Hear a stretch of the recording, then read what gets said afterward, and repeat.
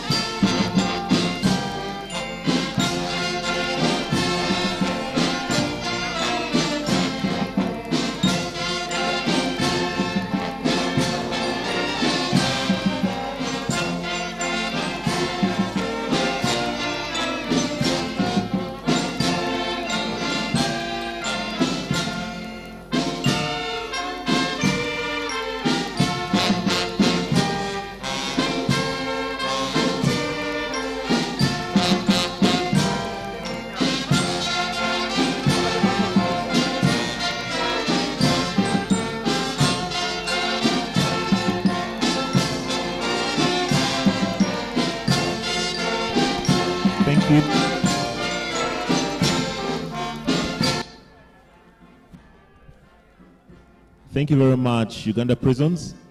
Distinguished guests, I'm sure you noted, we have been joined by the Right Honourable Speaker of Parliament, the Honourable Annette Among, and she has been received by the Deputy Speaker, Honourable Thomas Tayebwa, as well as the Clerk to Parliament and a team of officials from the Parliament of Uganda.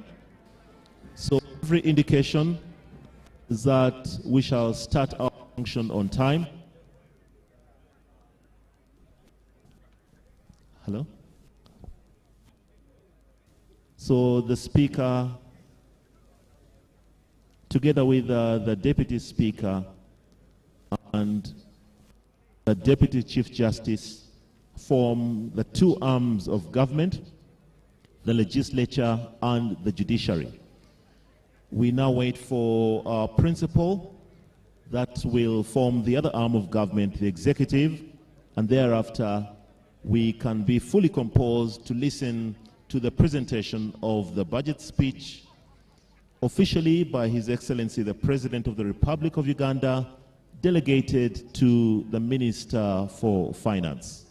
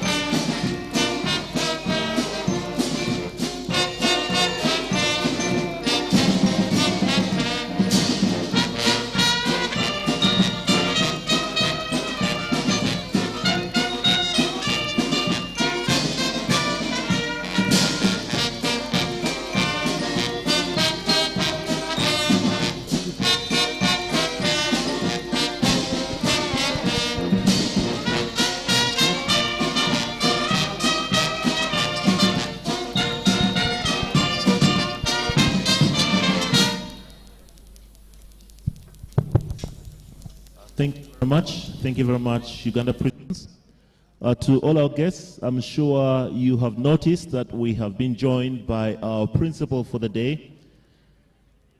Physically, we shall have Her Excellency, the Vice President, retired Major Jessica Alupo, who is now proceeding to the salute dais, where she shall have the band proceed with the anthems, followed by an inspection of the parade mounted by officers and men of the Uganda Police Force.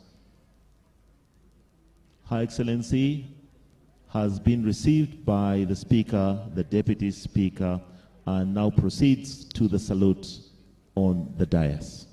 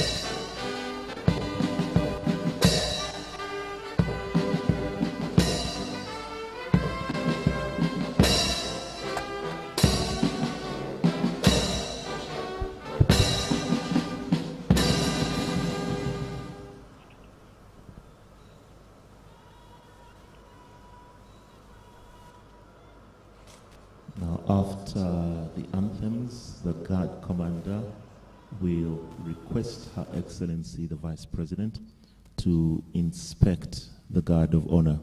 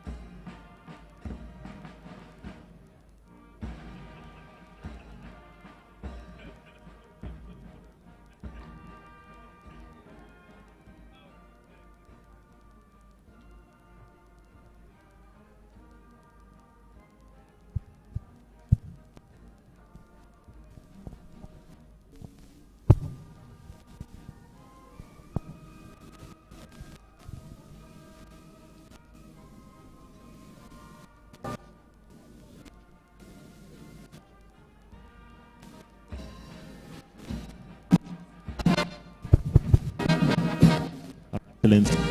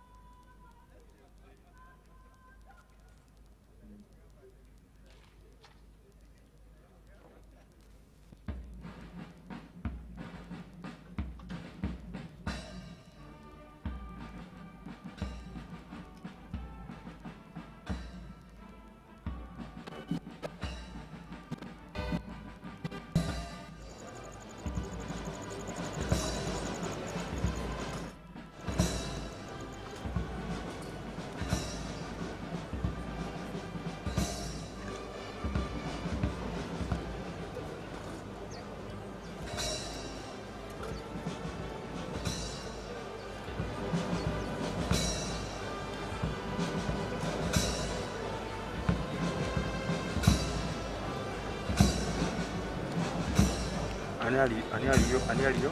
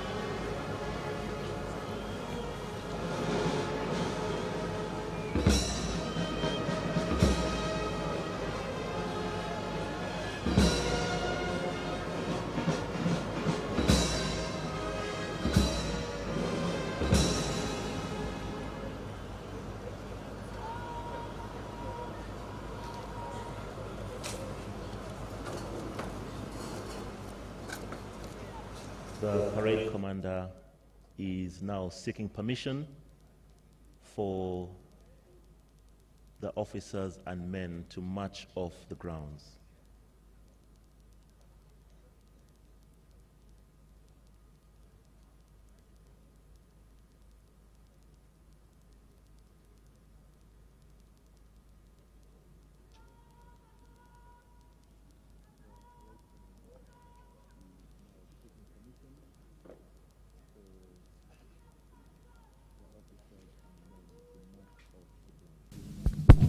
So as the police officers and men, as the guard prepares to leave the grounds, we once again ask that all our guests take up their seats, especially those that were still in the refreshment tent.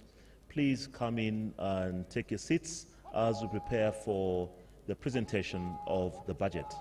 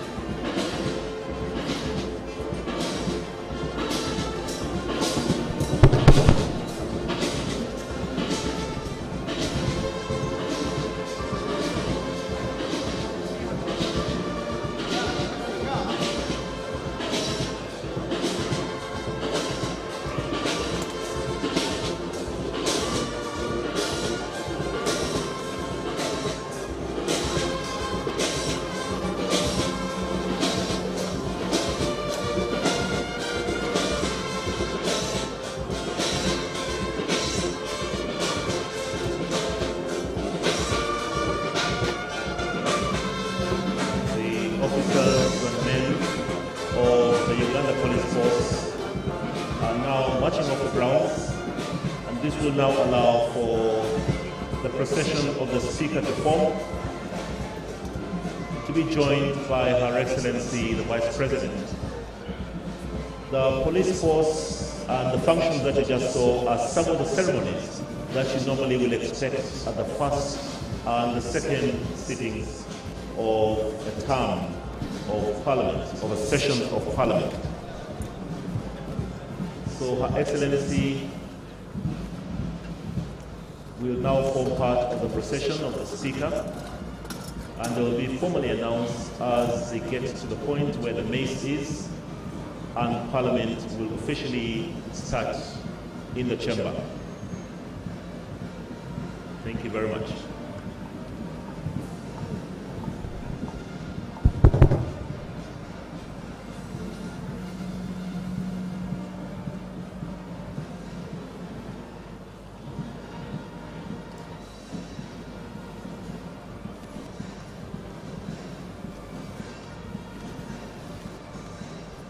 Honorable members, Her Excellency the Vice President and Madam Speaker.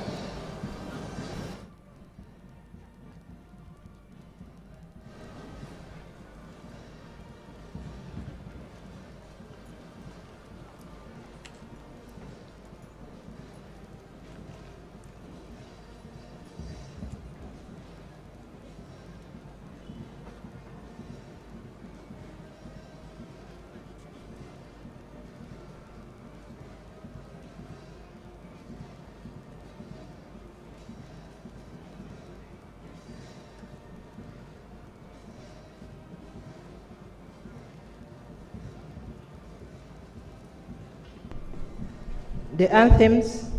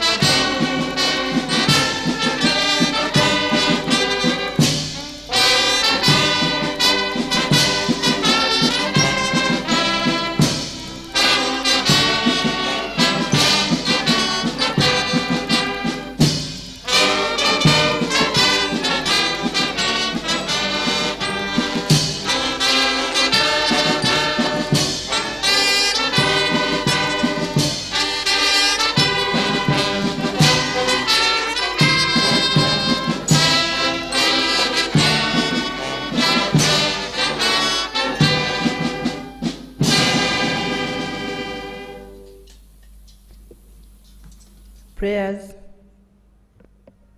Almighty God, who in your infinite wisdom and providential goodness has appointed the offices of leaders and parliaments for the welfare of society and just government of humanity, we beseech you to look upon your abundant favor, these your servants whom you have been called to please the performance of such important trust in this land.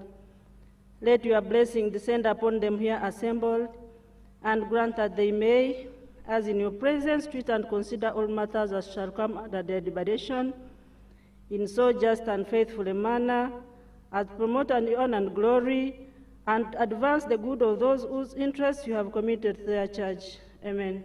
Amen.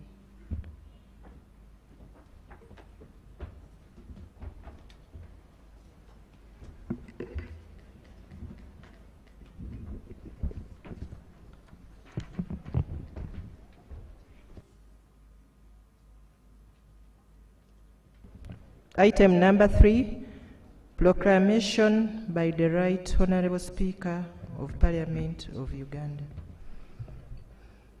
Whereas Article 1012 of the Constitution of the Republic of Uganda requires that His Excellency, the President of the Republic of Uganda, may, in consultation with the Speaker, address Parliament from time to time on matters of national importance.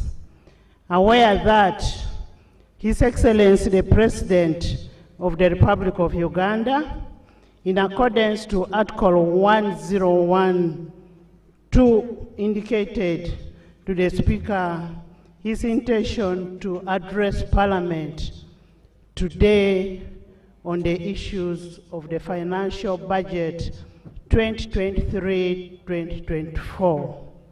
Now, therefore, in accordance with the Rule 17.1 of the Rules of Procedure, I hereby proclaim Parliament shall sit at Kololo Ceremonial Grounds on Thursday, 15th June 2023 at 14 hours and receive the address of His Excellency the President on the National Budget 2023-2024. And Kololo Ceremonial Grounds to be the precincts of Parliament for the above-mentioned purpose, given under my hand at Parliament House, Kampala, on 15th day of June 2023. And this has been gazetted and signed by Anita Annette Among, Speaker of Parliament. Item number 4, communication from the Chair. Your Excellency, the President of the Republic of Uganda, General Yoweri Kaguta, together with the First Lady, Mama Janet Kataha, who are both gracing this function virtually at State House and on Zoom. Her Excellency, the Vice President of the Republic of Uganda, His Lordship, the Chief Justice, the Right Honourable Deputy Speaker of Parliament, His Lordship, the Deputy Chief Justice, the Vice Chairperson of NRM plus the SEC members, the Right Honourable Prime Minister, and the Leader of Government Business, together with your deputies, the Leader of Opposition in Parliament, Cabinet Ministers and Ministers of State, colleagues, the Members of Parliament, the traditional leaders, the distinguished guests, ladies and gentlemen. I want to take this singular honor to welcome you to this auspicious occasion of the Budget Day. During today's sitting, we will receive the address from His Excellency, the President on the National Budget of 2023-2024 financial year. Honorable members, you recall that in the last sitting of 7th June 2023, His Excellency, in the State of Nation address, intimated to us that he had tested positive for COVID.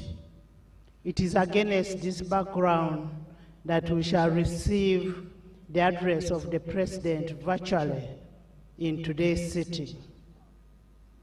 Since then, he has regularly updated the nation on its recovery, while various sections of the public are busy praying for the President for full recovery. And as Parliament, we continue also praying for the President, and as a nation, we want him to be back on his feet and work for the country. We want to thank all the citizens in Uganda who have joined in these prayers for the President.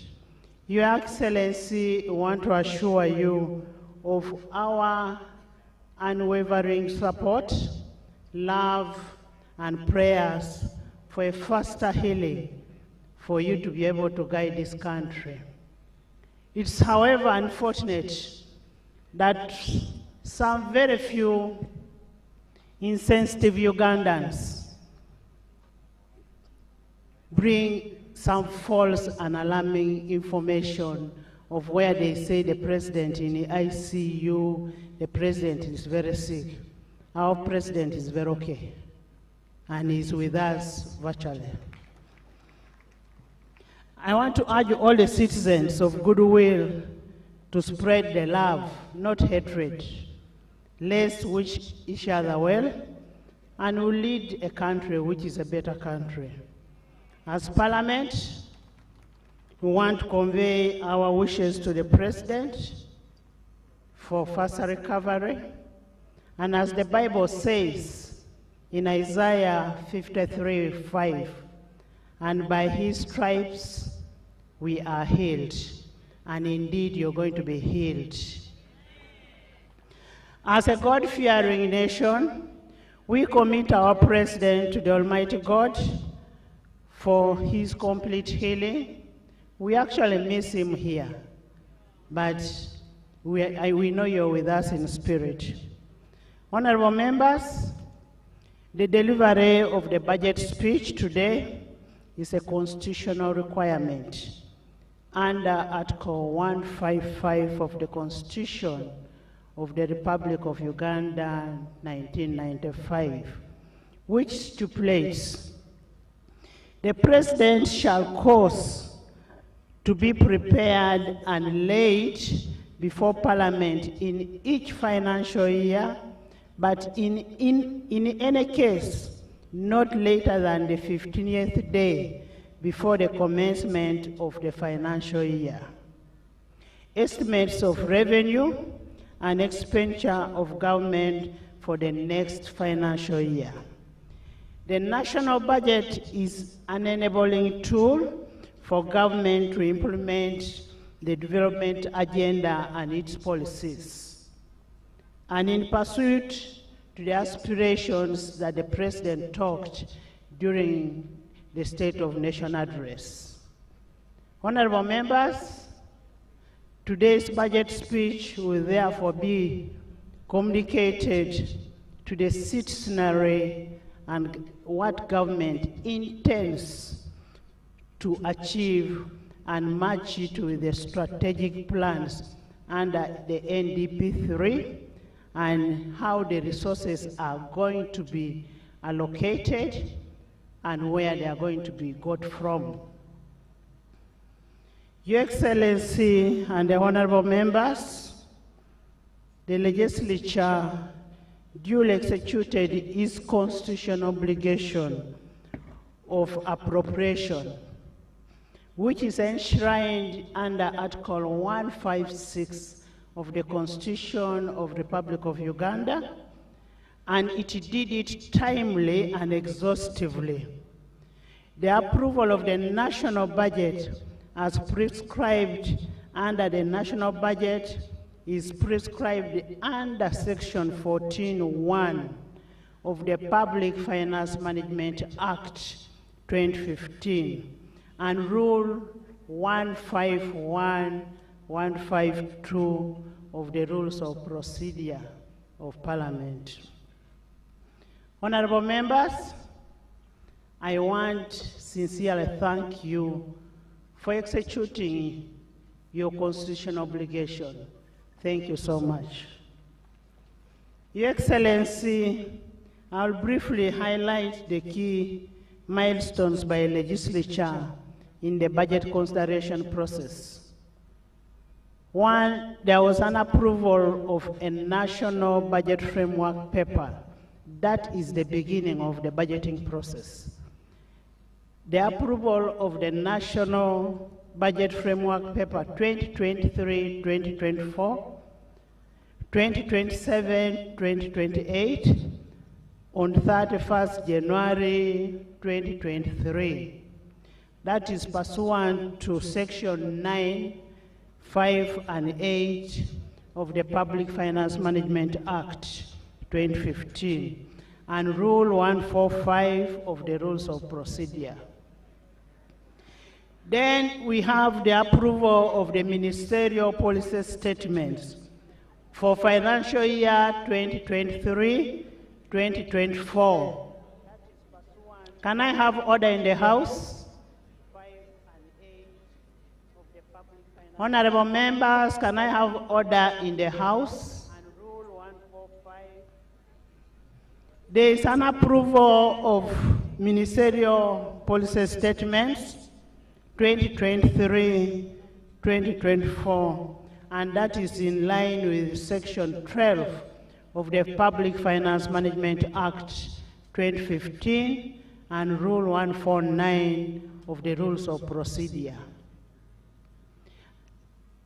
Consideration of the tax and revenue bills. These tax and revenue bills is where the source of the money comes from. This was considered on 2nd, 3rd, and 16th of May 2023, and that is pursuant to Section 8 of the Public Finance Management Act 2015 and Rule 150 of the Rules of Procedure. The approval of the budget for financial year 2023-2024 was done on 18th May 2023, pursuant to Section 14 of the Public Finance Management Act and Rule 151 and 152 of the Rules of Procedure. However, on consideration of the budget, as legislature, we want to register our disappointment. Out of all the 83 ministers we have in government, we had a handful in the House. And this is the second time we are having a handful when we are considering a national budget. Your Excellency, as we receive the budget speech, I wish to highlight the following salient observations. Local government financing as a share of the national budget continues to stagnate about 11% of the last decade. And this implies the budget of the local government is insufficient to adequately stimulate the desired growth envisaged under the fiscal decentralization strategy. 2, the capacity of the local authorization to raise the local revenues remains a dismay. This has impeded the ability to fund a number of priority areas. So we need to get more areas where we can be able to get funds. 3, the continued rollout of the parish development model requires addressing existent challenges which this Parliament has already identified, and Parliament together with the Executive should work together to ensure that the PDM becomes a success, since we are putting a lot of money in PDM. 4, the increased domestic borrowing is amidst the increased public expenditure, which is a pressure to the economy. And as 11th Parliament, we want to request that we reduce on public borrowing. 5, the high unit cost of implementing the infrastructure projects, notably in sustainable energy development and integrated transport infrastructure and service programs. This is mainly attributed to overdependence on foreign entities and supervised by foreign persons who are paid highly instead of making sure that our local content is encouraged and given work to be done. Continued accumulation of domestic areas by government in a disruptive effect of performance of the private sector. Your Excellency, all the aforementioned observations point to the need to widen on our revenue and enable adequate financing of our national priorities.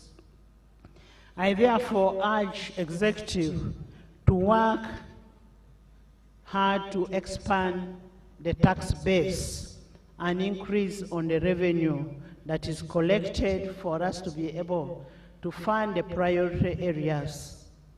Your Excellency and honorable members, in the coming financial year, we urge the accounting officers to ensure efficiency and effectiveness in budget execution.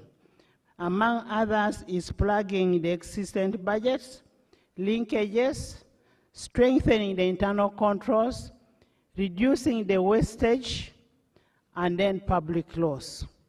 We also have MDS who understand that they have to present their budgets to Parliament during the budget framework paper, but they fail to do it. So they need to do whatever they do within the law. This will enable Parliament to do its work perfectly. We need to work with each other for us to be able to pass a budget that covers the whole country, that has an interest of national character. Your Excellency and honorable members, our role as legislators will not only stop in appropriation and approving the budget. I have heard a lot of sentiments saying, what do we oversight? Oversight is one of our roles. And as we give out money today, we must do oversight of the money that we approved and given out. That is your role, and you must do it.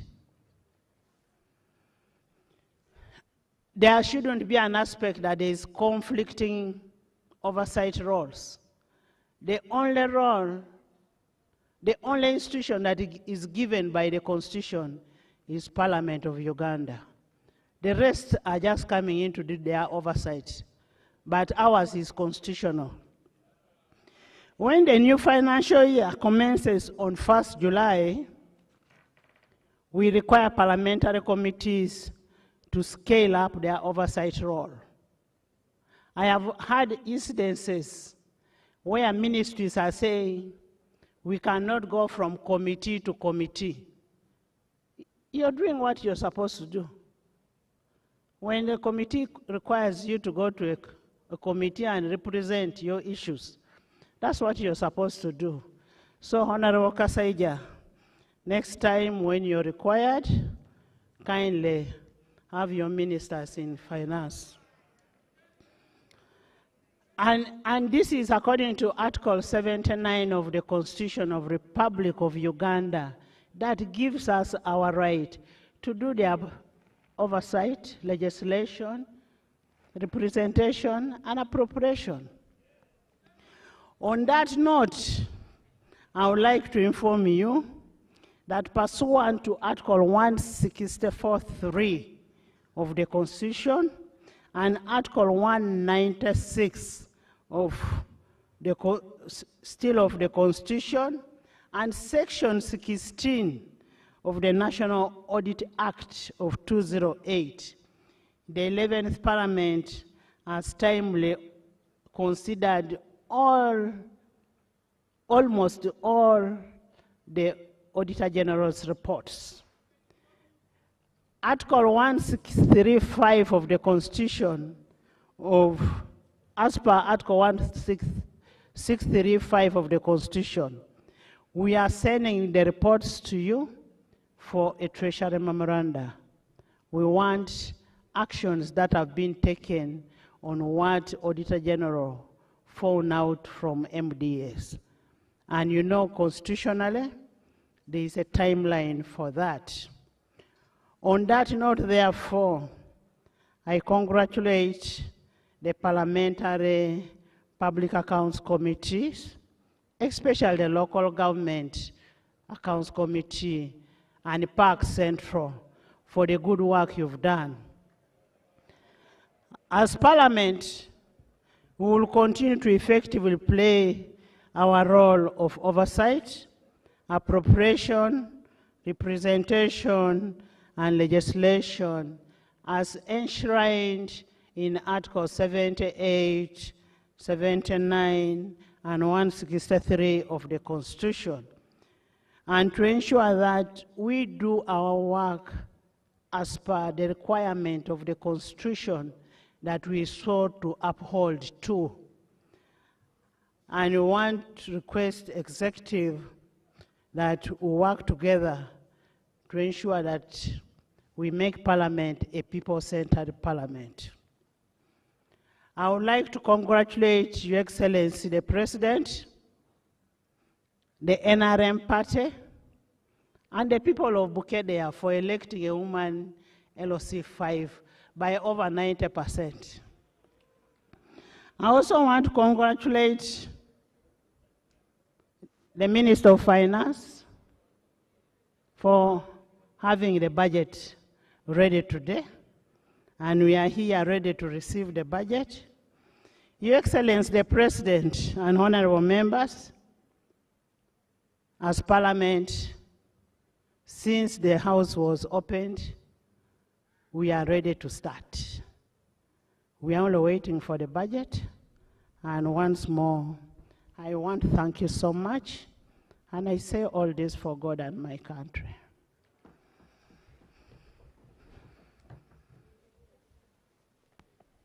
Item number 5, presentation of the budget speech by His Excellency the President of the Republic of Uganda.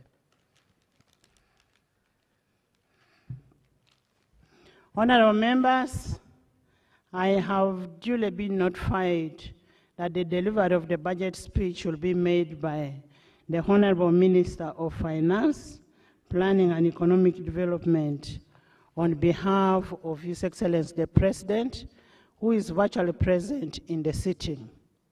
The President will make additional remarks after the Minister has presented. And the President is watching whatever we are doing. Even in absentia, we are supposed to respect Rule 10.4. Let's listen, get the budget, and then we will wait to hear the President's remarks. I now want to invite the Minister of Finance, Planning and Economic Development to deliver the budget to the nation.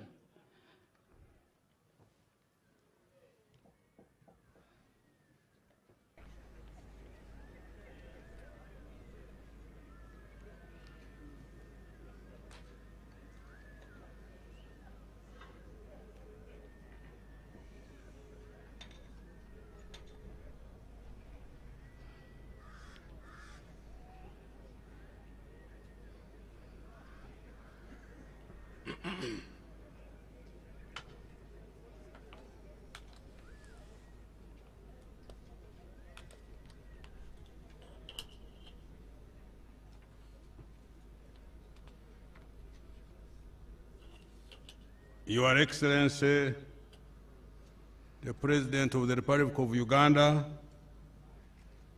Your Excellency, the Vice President, Right Honorable Speaker of Parliament, Your Lordship, the Chief Justice, the Right Honorable Deputy Speaker of Parliament, Your Lordship, the Deputy Chief Justice, the Vice Chairman of the National Resistance Movement Party, the Honorable Prime Minister, the Honorable Leader of the Opposition in Parliament, Honorable Ministers, Honorable Members of Parliament, Your Excellencies, the Ambassadors and Heads of Diplomatic Missions, distinguished guests, ladies and gentlemen.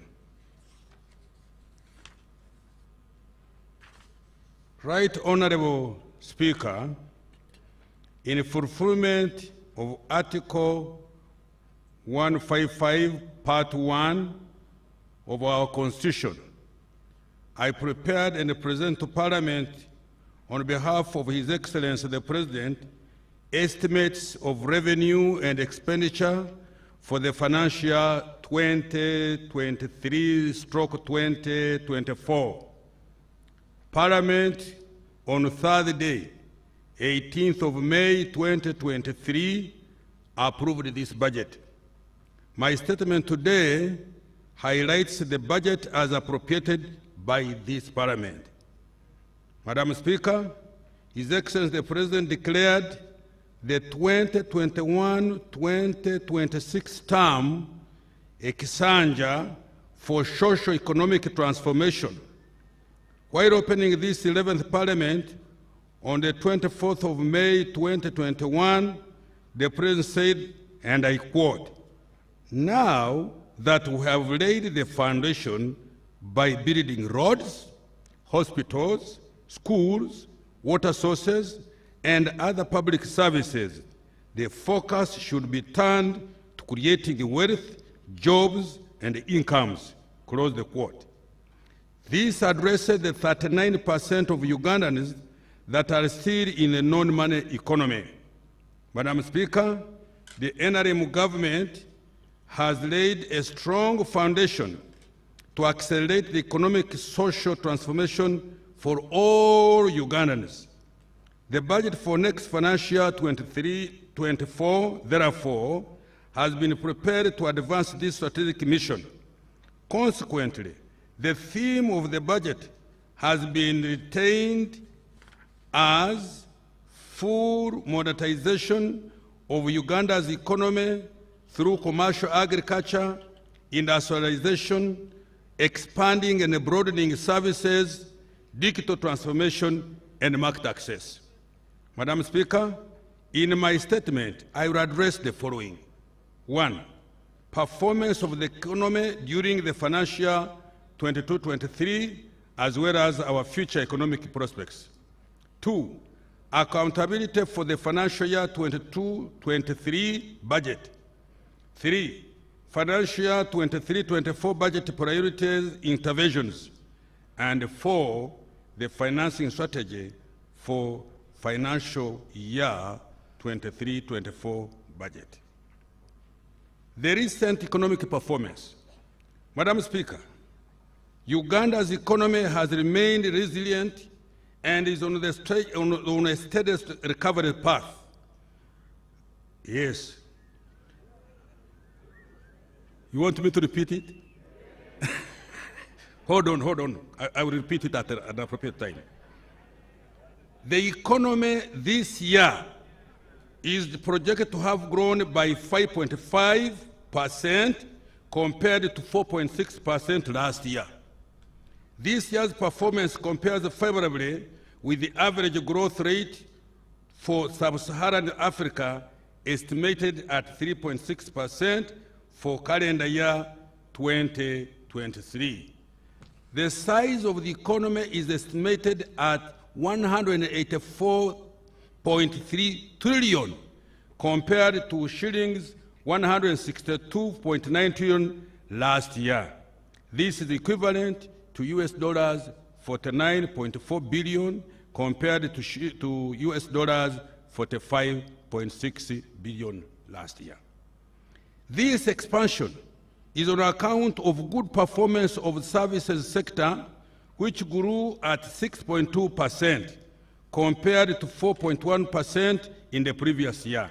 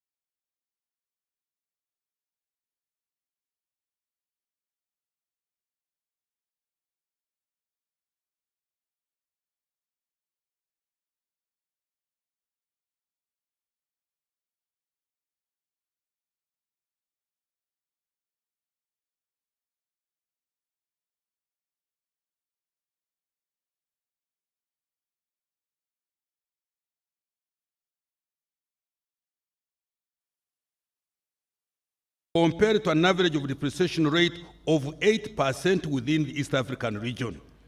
The stability of the exchange rate is due to foreign direct investment inflows into the oil and the gas sector, significant recovery in tourism, and the recent good performance of exports.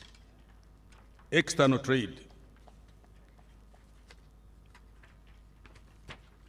Madam Speaker, by April 2023, Uganda's exports of merchandise goods amounted to US dollars 4.2 billion compared to US dollars 3.1 billion over the same period over the previous financial year. This represents a 35.5% increase, mainly driven by an increase in exports of gold, coffee, fish, sugar, beans, maize, and light manufactured products to the regional market. The NRM government has provided support through different initiatives to boost exports. These include the provision of long-term and affordable capital, investment in transport infrastructure, and energy in particular, plus building industrial parks. These efforts have started yielding results. The manufactured exports have emerged as a major contributor to merchandise exports.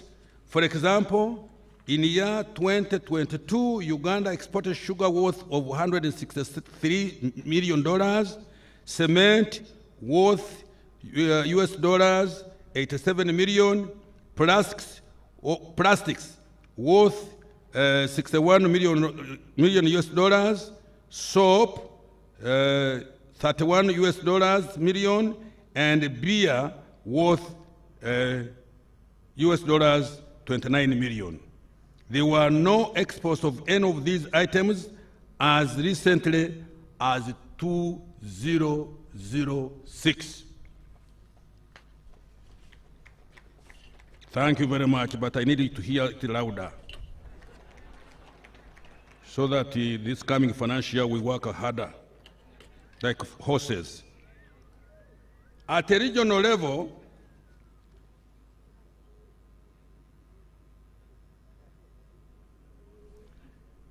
by April 2023, we have recorded a traded surplus with our East African community trading partners of shillings 1 billion, no, of US dollars 1 billion. Tanzania remains the only East African trading partner where we recorded a bilateral trade deficit of US dollars 154 million.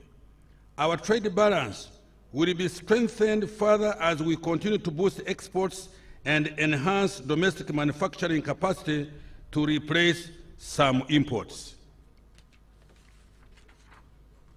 Now, foreign direct investment and remittances and tourism. Madam Speaker, foreign direct investment inflows to Uganda amounted to US dollars 1.5 billion by April 2023. Workers' remittances increased to US dollars 1.3 billion in calendar year 2022 compared to US dollars 1.1 billion the previous year. This helps to finance our foreign exchange requirements such as imports and debt servicing. Tourism revenue increased to US dollars 847.8 million by April 2023 from 777.8 million in the same period a year ago. Employment. Madam Speaker, the November 2022 National Labor Force Survey puts the size of the labor force at 23.5 million people. Out of these, 10 million were employed, representing only 42% employment rate. Another 8.2 million, equivalent to 35%, were engaged in subsistence agriculture, and 9 out of every 10 employed Ugandans were working in the informal sector. Close to 380,000 employment opportunities have been created under the Presidential Initiative on Wealth and Job Creation, but we still need more. Now, Emyoga, Madam Speaker, the target of government is to create over 2.5 million jobs in the next 5 years. This will be achieved by effectively implementing the parish development model, industrialization, wealth creation, and full monetization of the economy. I will elaborate how we will implement these initiatives later. Now, fiscal performance. Madam Speaker, the fiscal deficit is estimated at 5.1% of the GDP this financial year, lower than 7.4% last financial year. This is due to reduction in both recurrent and development expenditure, increased grants. The fiscal deficit has been financed through domestic borrowing and external loans.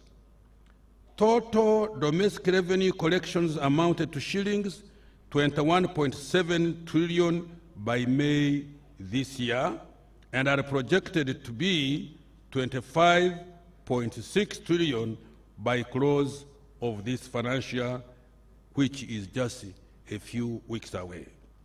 The total domestic revenue is equivalent to 13.9% of GDP and covers 68% of the total expenditure, including interest payments on our public debt, but excluding the principal repayment of both external and domestic debt. Economic growth strategy and outlook. Madam Speaker, the economic growth strategy underlying the budget for the next financial year and medium term includes the following. 1. Increase domestic revenue mobilization and a reduction in non-concession borrowing to ensure debt sustainability. 2. Effective implementation of the partial development model and the MIOGA initiatives. 3. Effective implementation of the various export strategies and enhancing access to global and regional markets. 4.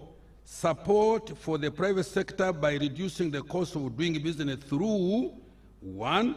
Construction of the standard gauge railway and the rehabilitation of the meter gauge railway. 2. Development of small-scale solar-powered irrigation schemes to address climate change and ensure our food security. 3. Maintenance of both tarmac and mudam roads. 4. Continued investment in industrial parks and energy transmission lines. Provision of affordable credit for micro and small enterprises and lower-income groups through the Small Business Recovery Fund, MIOGA and Microfinance Support Center, and funding for the medium to large enterprise through the Uganda Development Bank. 6. Provision of provision of quality seedlings, pesticides, fertilizers, storage, and marketing in the agro-industrialization value chain in order to increase agricultural production and productivity. 7. Rapid development of oil and gas production, specifically the construction of the East African crude oil pipeline and the national oil refinery. 8. Expansion of our skilled labor force to meet the demand of a diversified economy, especially industrial skills. 9. Mitigation of the negative impact of climate change on the economy and our livelihoods. 10. Implementation of the Greater Kampala Metropolitan Infrastructure Development Master Plan. And 11. Maintenance of peace and security of persons and property are the bedrock on which the above are based for. Peace, security, freedom. Madam Speaker, as a result of these interventions, Uganda's economy is projected to grow at 6% in financial year 23-24. Can I repeat the other thing? You see what I was telling you? Over the next 5 years, the economy is projected to grow at an average of 6.5% to 7% per year. These things are not common everywhere. Financial year 23-24 budget priorities. Madam Speaker, the budget for next financial year is aimed at achieving the following broad objectives. 1. Urgent completion of key public investments with higher multiplier effects on the attainment of NDP 3 targets and the NRM 2021-2026 manifesto. 2. Enhance revenue mobilization and collections. 3. Full-scale operationalization of the parish development model. And 4.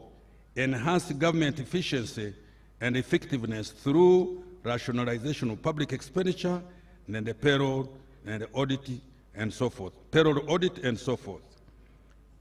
The key priorities funded to achieve these objectives are the following. 1. Boosting household incomes and micro enterprises. 2. Commercializing agriculture to enhance production and productivity and improve competitiveness of agricultural products. 3. Supporting private sector growth. 4. Investing in the people of Uganda. And I emphasize that one, investing in the people of Uganda. 5. Improving the stock and the quality of infrastructure. 6. Expediting implementation of strategic interventions in innovation, research and development, and the mineral, oil, and the gas industry. Madam Speaker, in order to effectively implement these strategic priorities, the government shall ensure peace and security, good governance, the rule of law as the bedrock for economic activities. I now turn to detail the key actions we will be undertaking in these strategic priorities. Boosting household incomes and micro enterprises. Madam Speaker, the parish development model will boost household incomes as well as development of micro enterprises. Since the launch of the PDM in February 2022, a total of shillings 590.2 billion has been disbursed to all the 10,459 parishes nationwide, translating into shillings 50 million per parish. The balance will be disbursed by end of this month. Next financial year, the parish development model has been allocated 1.1 trillion Uganda shillings. The Myoga initiative will further boost household incomes and micro enterprises at parish and sub-county levels by directly funding parish and sub-county enterprise groups. By March 2023, seed capital worth shillings 494 billion had been disbursed to 6,721 constituency-based Myoga circles.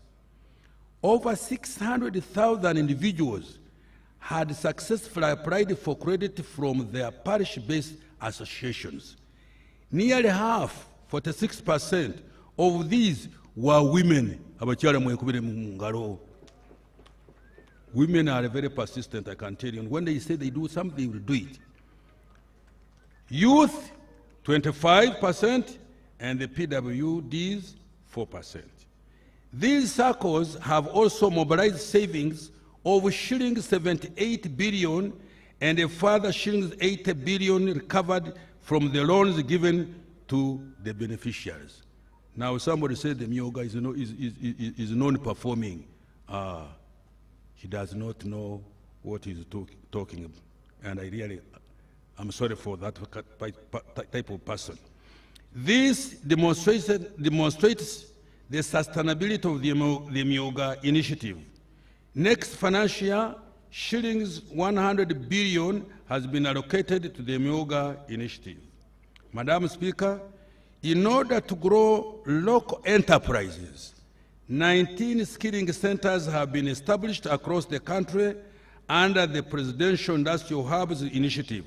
So far, 28,750 trainees have successfully completed training in skills programs, and 6,110 are undergoing training in various fields.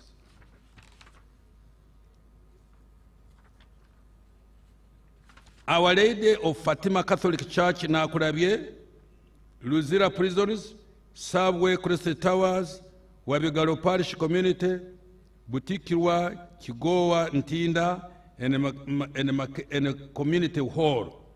This support will continue over the medium term. Madam Speaker, shillings 60 billion has been allocated for skilling the youth in the next financial year. Commercializing agriculture.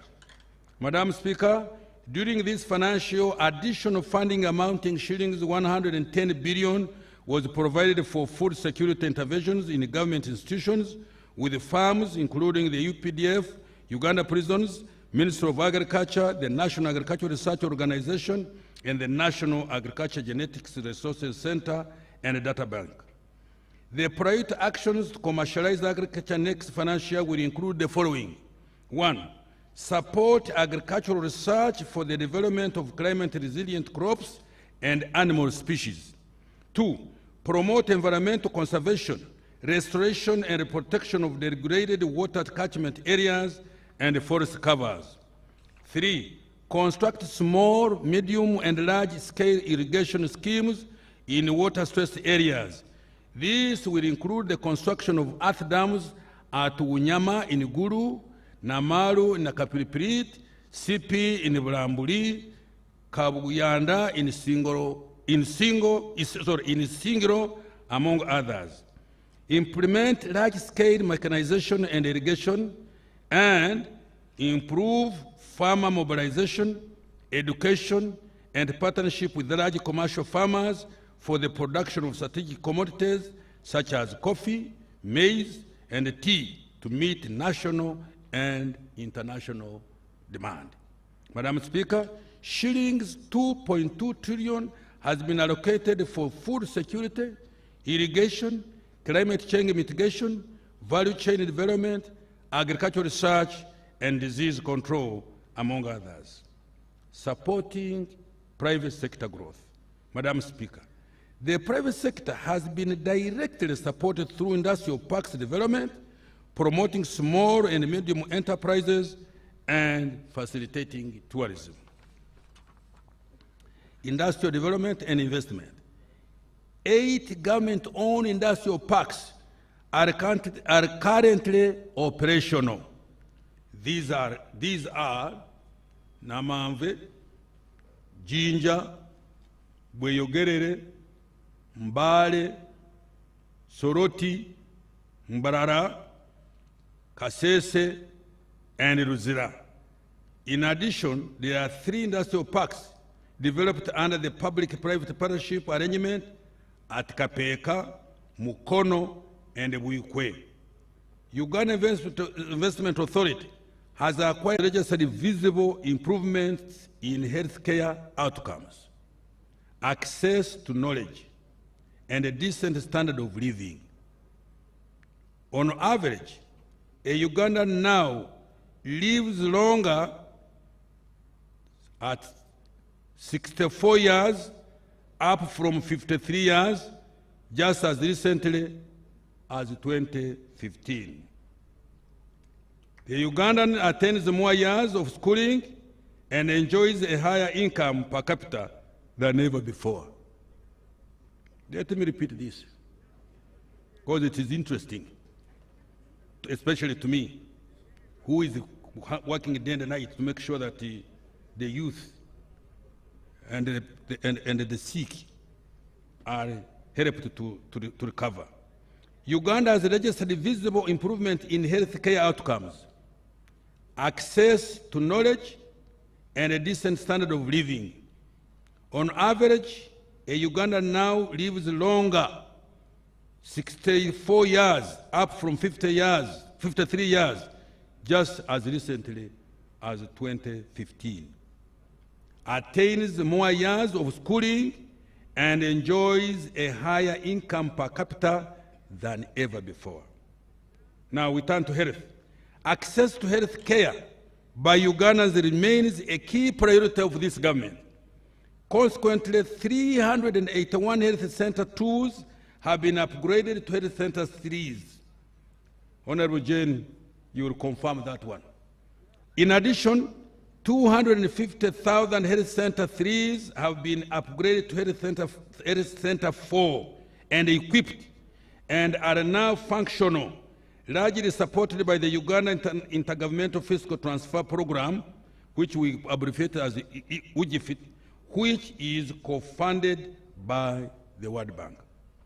Construction and equipping of 31 new health center 3s in sub-counties without any health facility is now at 90% complete.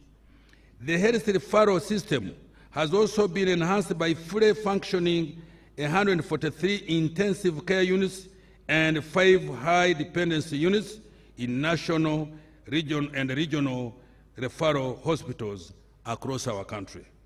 Next year, the Murago Super Specialized Hospital and the new state-of-the-art intensive care unit at Uganda Cancer Institute will be fully operationalized. They will provide specialized care to all Ugandans and reduce medical referrals abroad.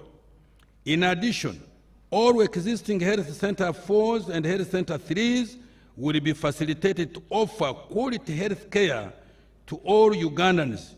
In this respect, health worker supervision and management will be strengthened to reduce absenteeism. After the ongoing audit of the payroll, the ban on health worker recruitment will be lifted. Let me repeat this. After the ongoing audit of the payroll, the ban on health worker recruitment will be lifted. Government in the next few weeks resolves the plight of the medical interns and doctors designated as senior house officers in view of their important role in supporting the health care system. Government, we, in the next few weeks, resolve the plight of medical interns and doctors designated as senior house officers in view of their important role in supporting the healthcare system. So please, interns, calm down. We are coming to rescue you.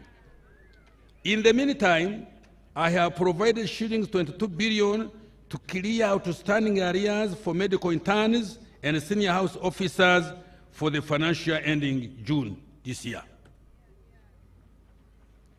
Education. Madam Speaker, we have registered significant progress in accessing to education. Uganda's literacy rate improved from 70.2% in 2012 to 79% in 2021. Education enrollment in public schools is now at 8.4 million children in primary school and at 833 pupils in secondary and 174,000 students in tertiary institutions. The question we must raise, these children were 8.8 in primary, now in secondary they are only 83300. Where did the balance go? To improve delivery of the recently launched curriculum, 300,100 teachers were trained and inspection of learning institutions was enhanced using the inspection system. The teacher effectiveness and learners achievement system has helped to reduce teacher absenteeism and improved pupil attendance. The Education Management Information System has been revamped to support data management and decision-making in education. To enhance sports development, talent identification, nurturing, and professional development have been emphasized. Madam Speaker, the Mountains of the Moon University was operationalized during this year. Upgrading of the facilities was completed at Uganda Technical College in Lira, Elgon, and Bushenyi. Next year, the construction and equipping of 2 unit laboratories in 21 secondary schools currently without any will commence in line with the science, technology, engineering, mathematics policy.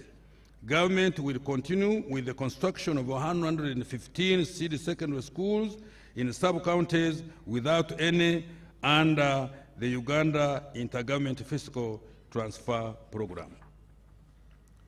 Madam Speaker, after the ongoing audit of the government payroll, the ban on recruitment will also be lifted to cover the staffing gaps in education.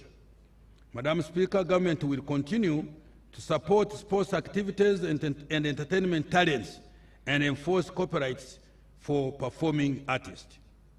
Safe water. Madam Speaker, the national water coverage for safe and clean water for human consumption now stands at 70%, with 67% in rural areas and 72% in urban areas. But we still need more.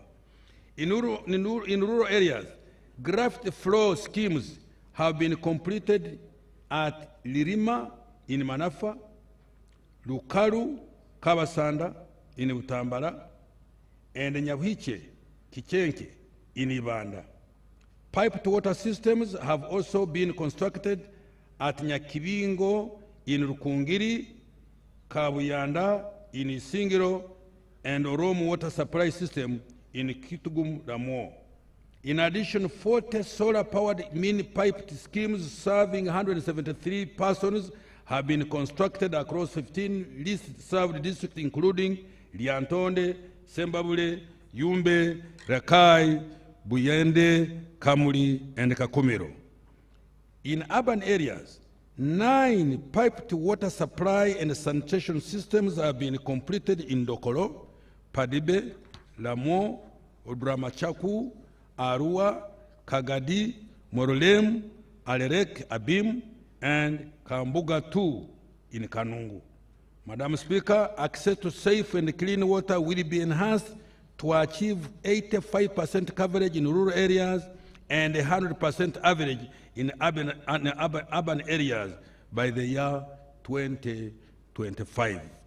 Next year, the main activities toward this goal include construction of 1,540 boreholes in 1,050 villages and town wards, building 49 large and 67 medium and 80 small piped water schemes in both urban and rural areas, and the rehabilitation and maintenance of 50 water systems in growth centers. Interventions that build human capital have been allocated 9.6 trillion. In addition, the government, together with the World Bank, are implementing US dollars 500 million. Uganda, in Uganda, through the Intergovernmental Fiscal Transfer Program, to construct health centers 3 and 4 and seed secondary schools and microscale irrigation facilities in local governments that do not have these facilities, as I've said above. Enhancing infrastructure stock and quality. Madam Speaker, the stock and the quality of infrastructure is a key enabler for economic growth, development, and social transformation. Transport infrastructure. Transport infrastructure development has been a major hallmark of Uganda's recent economic development. The road sector in 1986 totaled 97,100 kilometers. Today, it has expanded 20-fold to almost 160,000 kilometers, While only 6,700 kilometers of today's road network is paved, the road network now allows access to even the remotest part of Uganda. Next financial year, we will substantially complete 16 national road projects, including Atyak, Laropi, Moroto, Lokitanyala, Kauku, Werenga, Namugonde, Bugiri, Nsambia, Mukwano, the Kampala flyover, and the Shere town, Kiamate access roads. In addition, priority will be accorded to maintenance of existing road network, both national and district urban and community access roads. The Bukungu, Kagwara, Kaberamaido ferry and related landing sites, and Lake Bunyonyi ferries and their landing sites will also be completed. Madam Speaker, emergency repairs of the Kampala-Malaba meter gauge railway was completed this year. Emergency repairs. Let me repeat. Madam Speaker, emergency repairs of the Kampala-Malaba meter gauge railway has completed this year. The full, my team, please, you'll have to come and explain this. The full rehabilitation of the Kampala, Malaba, and Tororo Gulu meter gauge railway will commence next financial year. 49 of the right of way for Kampala, Malaba standard gauge railway has been acquired. The construction of Malaba Kampala standard gauge railway will commence next financial year, for which shillings 535 billion has been provided. Madam Speaker, in the air transport sector, the redevelopment of and expansion of Entebbe International Airport is at 85% complete and is due to be completed by July 2024. The construction of Kabalega International Airport now stands at 91.7% and will be completed by September 2023. We shall also rehabilitate and upgrade the following aerodromes that are under feasibility studies: Kidepo, Pakuba, Mbarara, Gulu, Arua, Kisoro, and Kasese. Madam Speaker, an allocation of shillings 4.5 trillion, representing 13.3% of the total budget, has been budgeted for road maintenance, construction, railway development, and rehabilitation, water, and air transport development. Of particular significance, an allocation of shillings 1 billion has been provided to each district, city, and municipality for road grading, maram, and compacting. In total, shillings 176 billion has been allocated for this purpose. We have also secured US dollars $608.7 million, equivalent to shillings 2.25 trillion, to address flooding, traffic congestion, poor road infrastructure, and signalized injunctions, and unemployment in Greater Kampala metropolitan area, covering Kampala, Wakiso, Mukono, and in Mpigi district and their municipalities. This will upgrade 504 kilometers of roads, including junction signalization in 8 urban authorities, rehabilitation of 30 stormwater drainage points, upgrade 23 markets, and construct 25 artisanal parks and industrial work spaces for the small-scale manufacturers. Madam Speaker, in collaboration with the World Bank, government is implementing the US $360 million Uganda support to municipal infrastructure development WISMID program to improve infrastructure and address operational challenges in the cities and municipalities. Power infrastructure. Power generation, transmission, and distribution infrastructure have continued to expand. Generation capacity increased to 1,379.1 megawatt as at March 2023 from 1,343.9 megawatt in March 2022, an increase of 34.4 megawatt, although that is not enough again. With the commissioning of the Karuma hydropower project planned for September this year, generation capacity will increase to 1,976 megawatt. The 6 megawatt Nyagaka 3 hydropower project is also due for commissioning by end of this month. In transmission, a total of 417 kilometers of transmission lines were added to the main grid during the year, bringing the total transmission line network now to 4,011 kilometers. To enable evacuation of power from 600 megawatt Karuma hydropower project, the 2048 kilometer Karuma Kawanda, the strategic initiatives, Madam Speaker, the development of oil and gas, the beneficiation of minerals and investment in science, innovation, and research are key strategic initiatives that will significantly support that socio-economic transformation. Oil and gas. Madam Speaker, the final investment decision for the development of the East African crude oil pipeline was taken on the 2nd of February 2022. We are fast-tracking the construction of the East African crude oil pipeline, EACOP, and the National Oil Refinery. In addition, the right-of-way for Kabale, Hoima, Buloba refined products pipeline, and the financing for the refinery and associated infrastructure will be concluded. Preparatory work for the development of petrochemical industry at the Kabale Petro-based industrial park will also be expedited. I have allocated shillings 447 billion to fast-track the development of petroleum resources next financial year. Science, innovation, and research.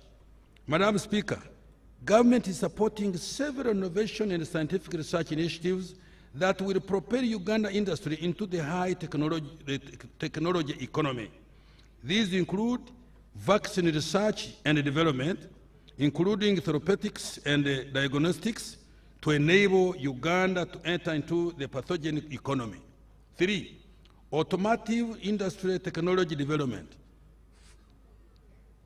4, chipset and robotics manufacturing. During this financial year, we enhanced the salaries for scientists by shillings 508 billion. We shall continue to support scientists and innovators to undertake the process of intellectual property registration, train and sensitize stakeholders on intellectual property. We have provided 257 billion to support science, innovation, technology development. Mineral beneficiation. Madam Speaker, in order for Uganda to reap the benefits of mineral resources, Uganda's mineral deposits will be quantified to ascertain their value before beneficiation. We shall also operationalize the recently approved mineral legislation to regulate artisan and small-scale miners. For the development of minerals, an allocation of 54.4 billion has been provided. Maintaining security, good governance and rule of law. Madam Speaker, security, good governance, and the rule of law are the bedrock of the success of our socio-economic interventions. In order to guarantee the security of persons and property, the capacity of security and intelligence agencies will be strengthened to address any security threats and build the national defense capability. In order to enhance good governance, Parliament's legislative and oversight role will be strengthened to ensure proper use of public funds, among others. Madam Speaker, you faulted me on something. I will touch it on when I'm concluding by our not attending parliamentary committees, but I will comment on that. Furthermore, we will ensure compliance with rules and regulations in public financial management and implement Parliament's recommendations on the use of public funds. To improve efficiency and effectiveness of government, we will further automate financial management systems. These include program budgeting system for the budget preparation, monitoring and reporting, the integrated financial management system for budget execution, the human capital management for personnel and payroll management, e-government procurement, e-passport, and the one border posting, among others. Madam Speaker, the integrated bank of projects has recently been relaunched to improve public investment management, including the tracking of project performance. Projects whose implementation has unduly delayed without sound reason will be removed from the public investment plan. Madam Speaker, the rationalization of government agencies will commence in financial year 24-25.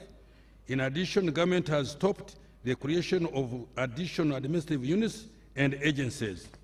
Madam Speaker, to enhance access to justice, the target is to reduce court case backlog by about 6,000 cases by end of June 2024 from the 50,000 outstanding cases. A total of 117 districts already have complete frontline criminal and civil justice service delivery points comprising of a police station, court, prison, prosecution services, and legal aid services, among others. The target is to have 119 districts with justice service delivery points by end of June 2024. The construction of the Supreme Court and the Court of Appeal buildings in Kampala and the Soroti and Rukungiri High Court buildings will be completed. In addition, the High Court buildings in Albetong, Budaka, Lyantonde, and the Magistrate Court buildings in Karenga, Patongo, and Abim will also be completed. Madam Speaker, the functions which include enactment of legislation, oversight, and accountability roles will further be strengthened. In this regard, the construction of parliamentary chambers is ongoing. Madam Speaker, security, governance, the legislature, and the administration of justice have been allocated shillings 9.1 trillion next financial year, up from 8.1 trillion this financial year. Fiscal strategy for financial year 23-24 and the medium term. Madam Speaker, the fiscal strategy for next financial year prioritizes enhancing revenue collection, the rationalization of public expenditure, and ensuring long-term debt sustainability. This will reduce reliance on external financing for socio-economic transformation. Therefore, the fiscal strategy will focus on the following. 1, continuing effective implementation of the domestic revenue mobilization strategy. 2, repurposing the national budget to achieve high multiplier effect of government interventions on the economy and improve the efficiency and effectiveness of government programs and projects. 3, mobilizing external concession loans and utilizing non-concession loans for projects with high economic and financial returns. 4, limiting domestic borrowing to an average of 2.2% of GDP in the short medium term to avoid crowding out of the private sector through rising interest rates. And 5, reducing the budget deficit to within a maximum lift of 5% of GDP and gradually converging towards the East African target of a deficit of 3% of GDP. Next financial year, the budget deficit will be reduced to 3.5% of GDP. In order to live within our means, we have reduced consumptive expenditure. During the next financial year, there will be no purchase of new vehicles for political leaders and public officers, except for hospital ambulances, medical supplies and distribution, agricultural extension services, security and revenue mobilization. Don't roast me, please. That's a decision that we took. Travel abroad has also been restricted to statutory functions and for critical legal and resource mobilization functions. We will also regulate expenses on workshops and seminars. Madam Speaker, during this year, domestic arrears worth shillings 166 billion were settled. Government is committed to paying verified suppliers, court awards, and compensation for ranches. Next financial year, shillings 200 billion has been allocated to settle domestic arrears. Madam Speaker, to improve absorption and utilization of external loans and grants, government has undertaken the following measures. 1, requiring accounting officers of ministries, departments and agencies to provide quarterly physical performance briefs to the Minister of Finance, Planning and Economic Development, and Office of the Prime Minister on the performance of externally financed projects under their jurisdiction. 2, ensuring project selection, design, approval, and analysis is undertaken before the project is approved for funding. 3, providing a dedicated fund for land acquisition and right of way instead of earmarking funds for particular projects to address delays in compensation. 4, commencing project implementation only on sites where there are no rights of way and other physical encumbrances. 5, requiring all environmental and social safeguards to be enforced by the Ministry of Gender, Labour and Social Development and the National Environmental Management Authority during the project design. 6, enhancing dialogue with the development partners to ensure smooth implementation of externally funded projects.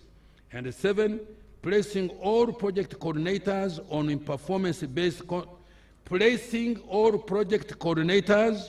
on performance-based contracts to improve accountability for project performance.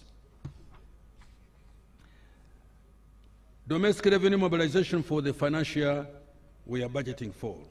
Madam Speaker, domestic revenues for financial 23-24 are projected to amount to 29.7 trillion, of which 27.4 trillion will be tax revenue and 2.3 trillion will be non-tax revenue. This represents a revenue effort of 14.3% of GDP. We want to go to 18-20 in the immediate future. Under the domestic revenue mobilization strategy, the objective is to improve revenue collection to between 16 to 18 of GDP over the next 5 years from about 13.5 of GDP currently now. I have said that already. Next financial priority has been placed on improving tax administration, including use of ICT to fight tax evasion and rationalizing tax exemptions to improve their effectiveness and reduce revenue leakage. Madam Speaker, government is undertaking the following tax measures and reforms in tax administration to further improve revenue mobilization. Rationalization of tax exemptions. Madam Speaker, to reduce revenue losses from exemptions, next financial year we shall commence the rationalization of tax exemptions. However, we will continue to provide tax exemption based on the following. 1, apply the criteria including minimum requirements for application of any new tax exemptions. 2, assess the costs and the benefits of all tax exemptions to ensure adherence to initial objectives. 3, streamline and clarify the roles and responsibilities in the governance of tax exemptions. Madam Speaker, the respective provisions of the tax laws that provide the following exemption have been repealed. 1, Deductions allowed for accelerated wear and tear on plant and machinery.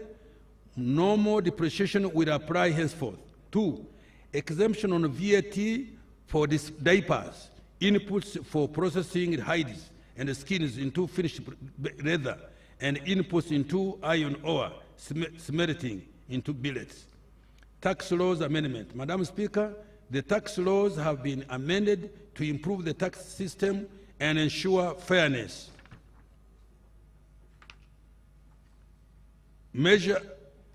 These measures have generated 615 billion in addition to revenue next year, equivalent to 3.3% of GDP. The amendments are detailed in the respective tax laws approved by Parliament. I will, however, highlight a few of these amendments later on. Income tax. Madam Speaker, the Income Tax Act has been amended to allow taxpayers who obtain credit facilities from SACCOs, non-deposit-taking microfinance institutions, self-help groups, and community-based microfinance institutions to deduct the entire interest on loans from these institutions as a business expense while determining their taxable income. This is the practice for taxpayers borrowing from commercial banks and microfinance institutions. The objective of this measure is to extend this benefit to borrowers of microfinance institutions and money lenders. This will support low-income individuals and groups to enable them access financial services and improve profitability and survival rate of the SMEs. Madam Speaker, in addition to withholding tax of 10%, Madam Speaker, in addition, a withholding tax of 10% has been imposed on commissions paid to agent bankers to equalize their tax treatment with other agents operating similar businesses, such as mobile money agents. Value-added tax. Madam Speaker, the VAT Act has been amended to 1. Exempt the supply of concentrates and seed cake from VAT to incentivize local manufacturing of animal feeds and premixes. 2. Allow non-resident taxpayers to file returns and pay tax in United dollars to facilitate compliance of non-resident taxpayers operating in Uganda. 3. Require foreign remote providers of electronic goods and services to account for VAT on goods and services sold in Uganda, so as to bring e-commerce transactions into the tax system. In addition, the scope of electronic services on which VAT is applicable has been expanded to include, among others, films, games of chance, advertising platforms, streamlining platforms, cab-hailing services, cloud storage, and data warehousing. Excise Duty Act Amendment. Madam Speaker, the Excise Duty Act has been amended to remove the excise duty of $9 per minute on incoming international calls originating from the United Republic of Tanzania. This will include Tanzania in the one area network comprising the other East African Community member states. Phone users in East African Community will now be able to make and receive calls at local rates regardless of their location within the one network area. Madam Speaker, the size of investment capital required for an investor to benefit from excise duty exemption on construction materials has been reduced from $5 million to $50 million for Uganda nationals. Foreign investors will be required to have investment capital of at least $50 million in order to benefit from this exemption. In order to deter undervaluation, excise duty on mineral water, bottled water, and other waters purposely for drinking has been imposed at 10% or shilling 75 per litre, whichever is higher. The Excise Duty Act has also been amended to clarify the taxation of spirits for human consumption on one hand and the exemption from excise duty of spirits used as raw materials for the production of disinfectants and sanitizers. Tax Procedure Code and Amendment. Madam Speaker, the Tax Procedure Code Act has been amended to waive any interest and penalty on tax arrears outstanding as of 30th June 2023 in order to address requests from taxpayers who have cited hardships caused by the COVID-19 lockdown. This provision is, however, limited to taxpayers who come out and pay by 31st December 2023. Where the taxpayer pays part of the principal tax outstanding by the deadline, the payment of interest and penalty shall be waived on a prorated basis.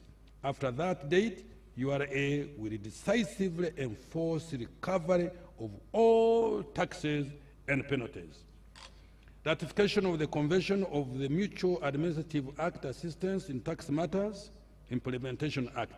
Madam Speaker, Parliament has enacted a Convention on Mutual Administrative Assistance in Tax Matters, Implementation Act 2023. This is to increase cooperation among tax authorities in participating countries to tackle tax avoidance and cross-border tax evasion. This will assist URA to receive correct information to deter illicit financial transactions where the country is estimated to lose revenue amounting to shillings 300 to 500 billion annually. Tax administration reforms. Madam Speaker, sustainable revenue collection requires efficiency in the management and administration of the tax system. The following measures will be undertaken. 1. Strengthening the taxpayer register expansion program framework, which is a collaboration between Uganda Revenue Authority, Uganda Registration Services Bureau, Kampala Capital City Authority, and the Ministry of Local Government in revenue collection. This framework targets to improve the environment for business formalization and growth. 2. Supporting local governments to enhance their revenue effort, including using electronic systems. 3. Undertaking VAT field audits, complex audits, and strengthening data recovery. 4. Leveraging ICT to analyze data and integrating with other government systems to properly identify the taxable transactions and taxpayers. 5. Improving taxpayer awareness to know their rights and obligations and enhance stakeholder engagements.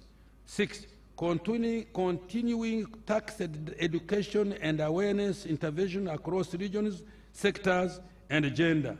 7. Further strengthening of URA staff compliance to procedures, guidelines, and standards to curb corruption tendencies and minimize revenue leakages, including staff deployment in areas with highest risk for revenue collection. 8. Utilizing the alternative dispute resolution mechanism by negotiating with the taxpayers for settlement of tax disputes out of the court system to avoid delays in the resolution of tax disputes. 9. Using ICT systems such as electronic fiscal receipting and invoicing system, electronic fiscal devices, and the digital tracking system, tax stamps, and rental tax solution, and telecom sector activities. 10. Continuing the outgoing integrated drive to combat corruption. Let me repeat this. Continuing the ongoing integrated drive to combat corruption and other vices essential for improving revenue collection. 11. Intensifying the surveillance of wider coverage of porous borders to curb smuggling through extensive intelligence-focused operations supported by use of drones and body cameras. Strengthening regional integration and trade. Madam Speaker, budget consultations with our regional ministers of finance were held on 8th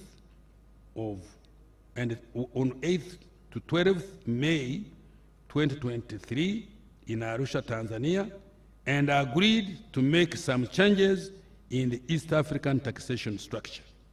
Madam Speaker, to make our industries more competitive, attract investments, and remove the remaining barriers to trade among African countries, we agreed as East African Community partner states to change the taxes paid on goods coming from outside the East African Community as follows. 1, 0% duty levied on imports of raw materials and capital goods. 2, 10% duty charged on imports of intermediate goods. 3, 25% duty charged on imports of finished goods not readily available in the region. 4, a maximum rate of 35% duty charged on imports of finished goods readily available in the region. And 5, small adjustments to promote import substitution and value addition of our local industries. Now I turn to public debt.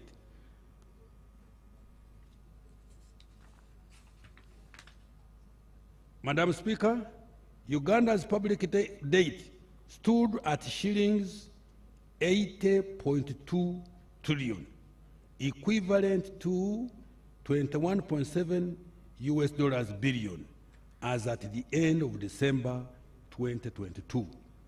Of this amount, external debt was shillings 47.9 trillion, equivalent to 12.9 US dollars billion, while domestic debt was 33.4 trillion Uganda shillings, equivalent to US dollars 8.9 billion. Public debt is projected at shillings 88.9 trillion, equivalent to 23.7 US dollars billion by 30th June 2023. In nominal terms, Uganda's debt to GDP is projected to drop to 48.2% this financial year ending this month, from 48.6% at the end of June 2022. The reduction is due to the government commitment to debt sustainability.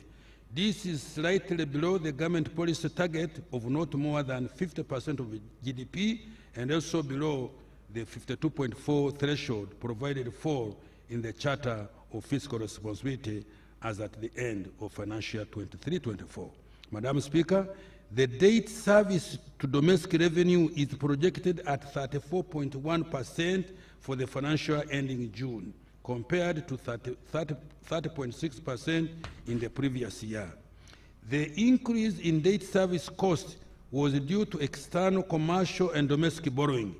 This takes away money from the budget, which would have funded other government priorities such as health and education.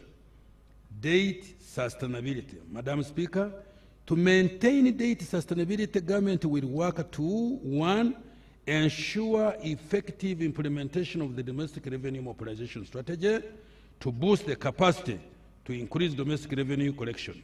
2, reduce expenditure in areas of lower priority in order to support fiscal consolidation. 3, access new sources of financing, including climate and green financing, leveraging private equity for infrastructure investment and scaling up public-private partnerships, and leverage non-traditional innovative funding structures and identifying appropriate credit enhancement mechanisms. 4, limit non-concessional debt to high-impact, high-return projects such as the standard gauge railway projects, development of industrial parks, power transmission lines, water for production and tourism roads. 5, reduce domestic borrowing. Measures to deepen the debt market. Madam Speaker, my ministry has been working with the Bank of Uganda to reform the domestic capital market and make it more competitive.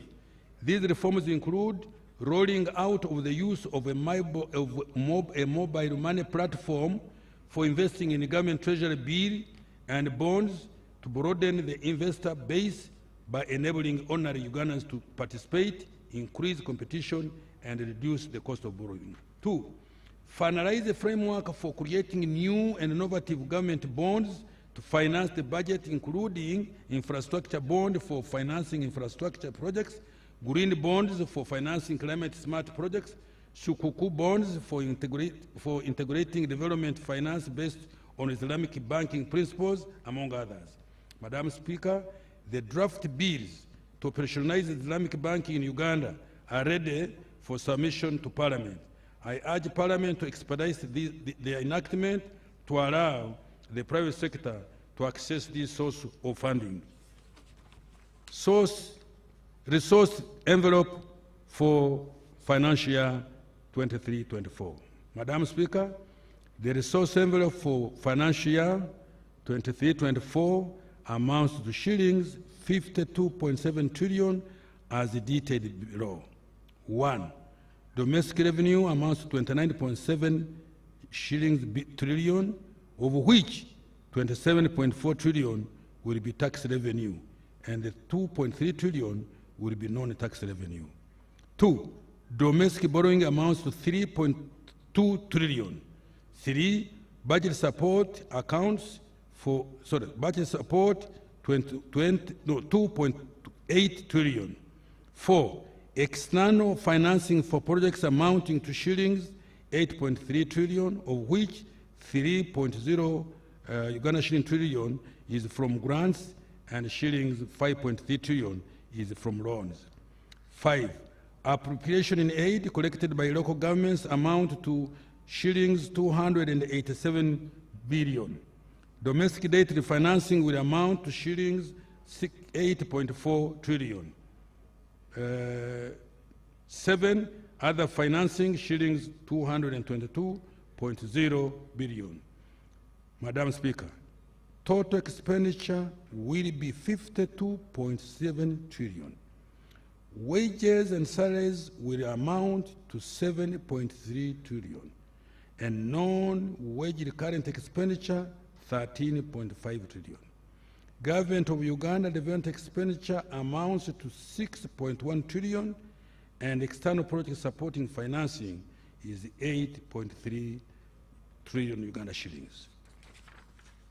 Areas worth 215.8 billion will be settled.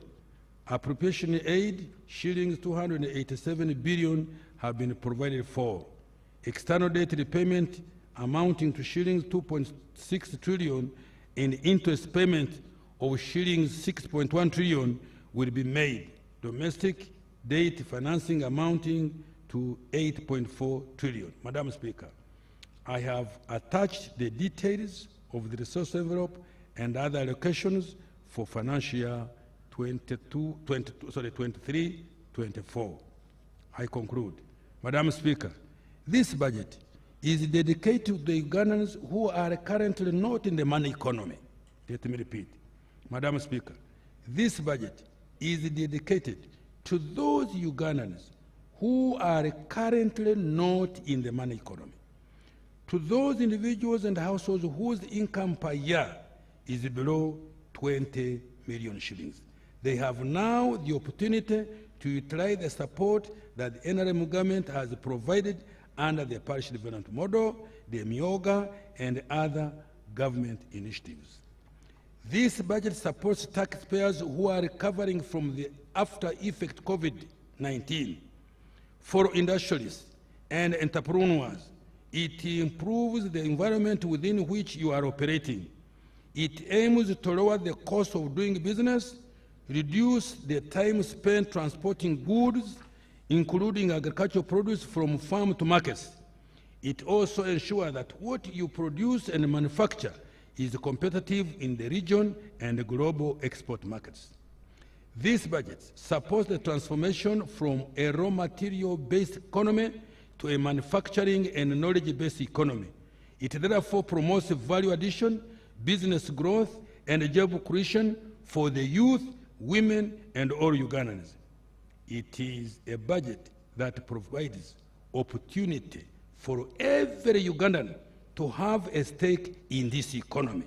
I therefore dedicate this budget to those Ugandans who are working hard day and night to expand and modernize our economy, and our country. I beg to move, Madam Speaker. Thank you so much, Honorable Kasaija, Minister of Finance. Just a slight correction on resource envelope for financial year 2023-2024, and this is for our Hansard. Other financing is 229.0 billion, not 222. Just a slight correction. Then on the public debt stock, the public debt stock is 80.8 trillion, not 80.2. That is what is on your record. So the Hansard should be corrected. Yeah.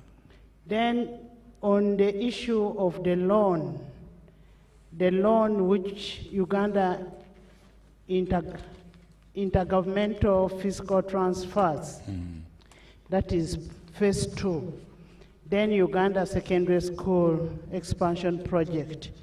These loans were approved in 2021. And what is delaying the implementation is the acquisition of ownership of land. One of the conditions that was given is that the schools must give ownership. There should be evidence of ownership. So we request local government and central government to ensure that there is ownership of this land for implementation of the loan. Otherwise, we are already paying the interest. The other issue is on, I had members heckle on the issue of the standard gauge railway. The standard gauge railway, a loan was passed in 2021 by Parliament and was returned in 2023 after change of term of borrowing. The terms of borrowing were changed, so the loan is still with the Committee of National Economy. The standard gauge railway is not completed. The meter gauge railway. The meter gauge railway is not completed, so it is not correct that it is completed. Thank you. Thank you very much, Madam Speaker. Some of these statements were made in anticipation that as soon as we resume Parliament, action will be taken, because they are now being added on the budget of the coming year, Madam Speaker. But where the record is inconsistent with yours, first of all, I will apologize, but I will go and check with my team and see where the mistake is, and I will go for you that in writing. Thank you. Thank you so much, Honorable Minister, for the report. And I want to congratulate you. Thank you. Honorable members and distinguished guests, as I said before, that the President is attending virtually and would love to make his remarks on his budget. You know, constitutionally, the Minister of Finance is none other than the President. I now want to take this opportunity to invite His Excellency the President to make his remarks and crown the budget speech. Your Excellency, you're most welcome. Kindly address Parliament and by extension, the nation. Minister of Finance is the President. To invite and crown the budget speech. Your Excellency, you're most welcome. Kindly address Parliament and the Right by Honourable extension, Prime nation. Minister, all the other leaders of the state and the party, their highnesses, the cultural leaders, ladies and gentlemen. I thank the Minister of Finance for reading the budget on my behalf. Prime Minister, all the other, as I told you, leaders of the State of the Nation address, and the party, and as the minister told you, their highnesses a little while ago, the cultural leaders, our economy, ladies and gentlemen, will be US dollars. I thank the Minister of Finance for reading the budget on my behalf at the end of the coming financial year.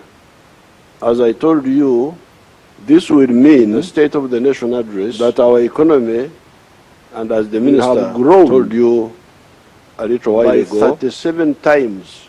Our economy, it has increased US dollars 37 times in size, 55 compared to Uganda's economy, 2 billion of the end of the coming financial year.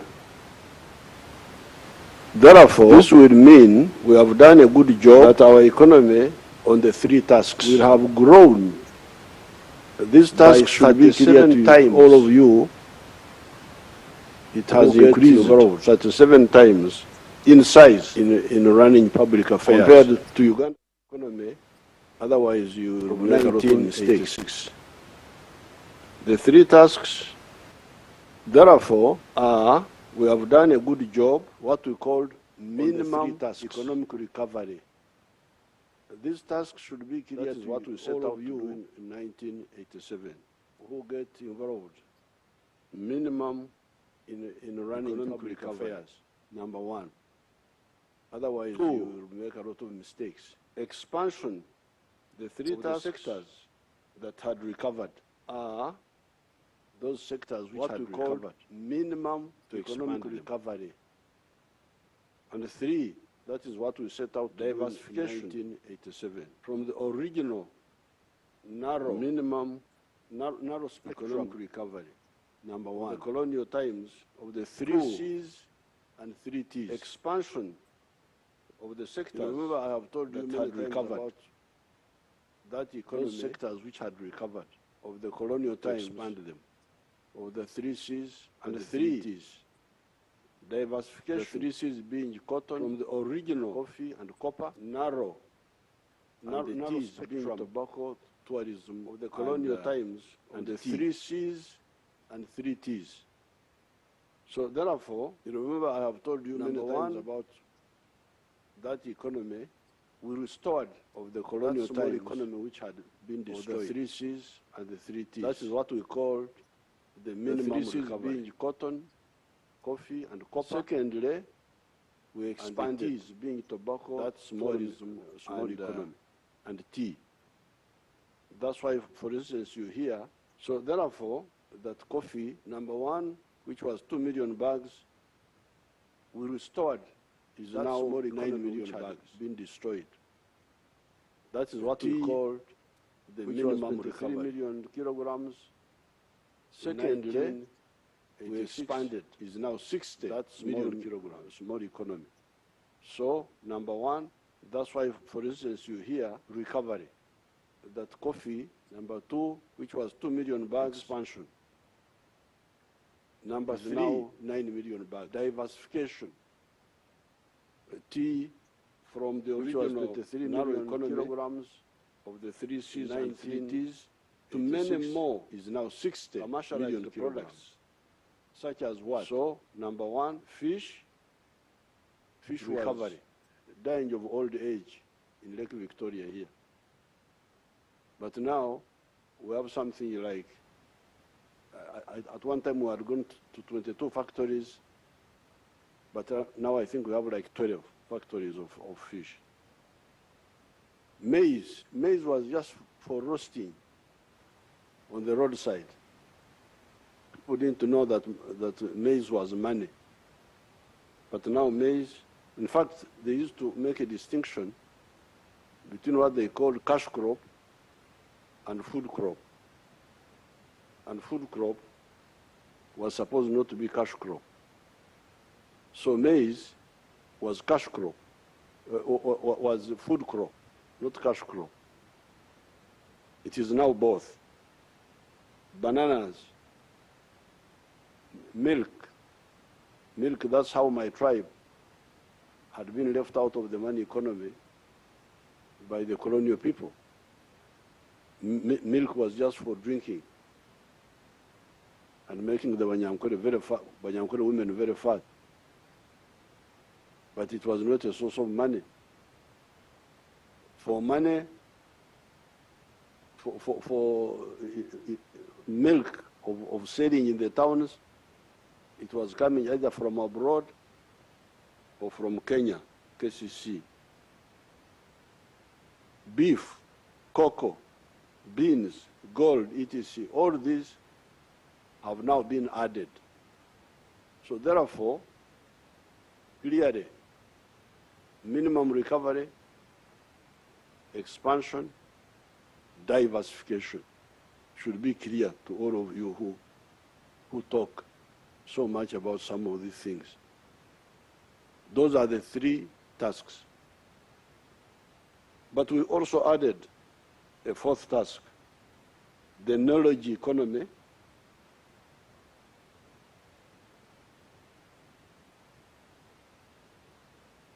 for instance, automobiles, technology. When you talk of Chira, you are now talking of a new economy. You are no longer talking of just coffee and agriculture and hotels. You are not even talking of simple manufacturing. You are talking of high knowledge, high tech manufacturing. So this is the fourth task now, the transformation, minimum recovery,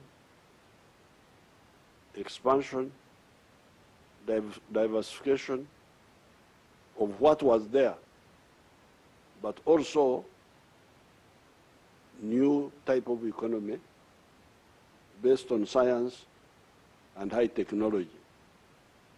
Example, automobiles, pharmaceuticals, vaccines, etc.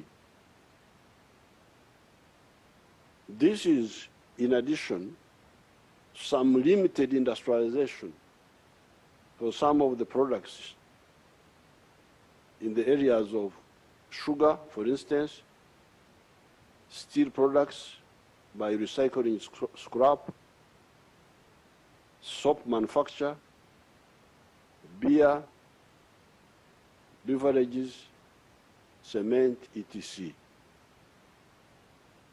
So apart from the high tech, we're already moving also on that really low technology, value addition to our raw materials. And these are very important, very interesting figures. This value addition, sort of partial industrialization, is aimed at two missions. Number one, import substitution. Mulekerawo okusaka, don't import, make locally. But also export promotion. Now, apparently, when I was writing this short speech, when here in my house, when some people said about the ICU,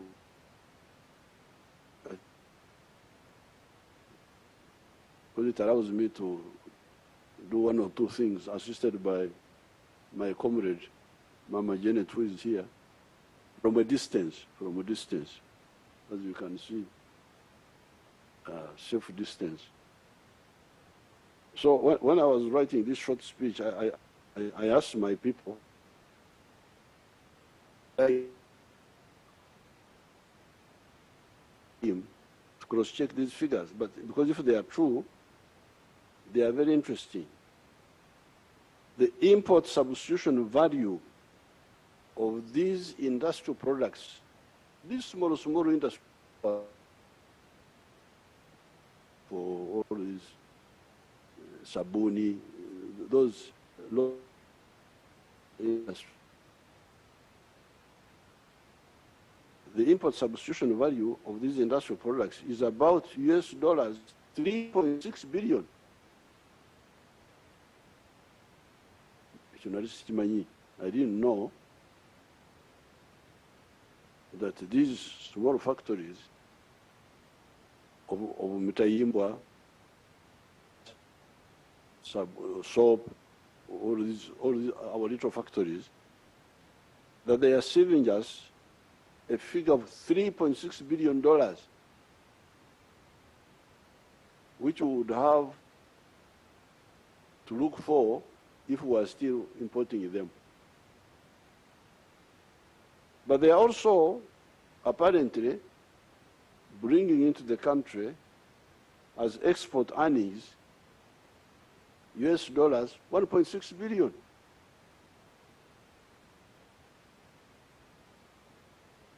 Omukazi omunyankore weyagambira antukahize ngo bere etutu yo bere shagama. There was this munyankore woman who was catching locusts.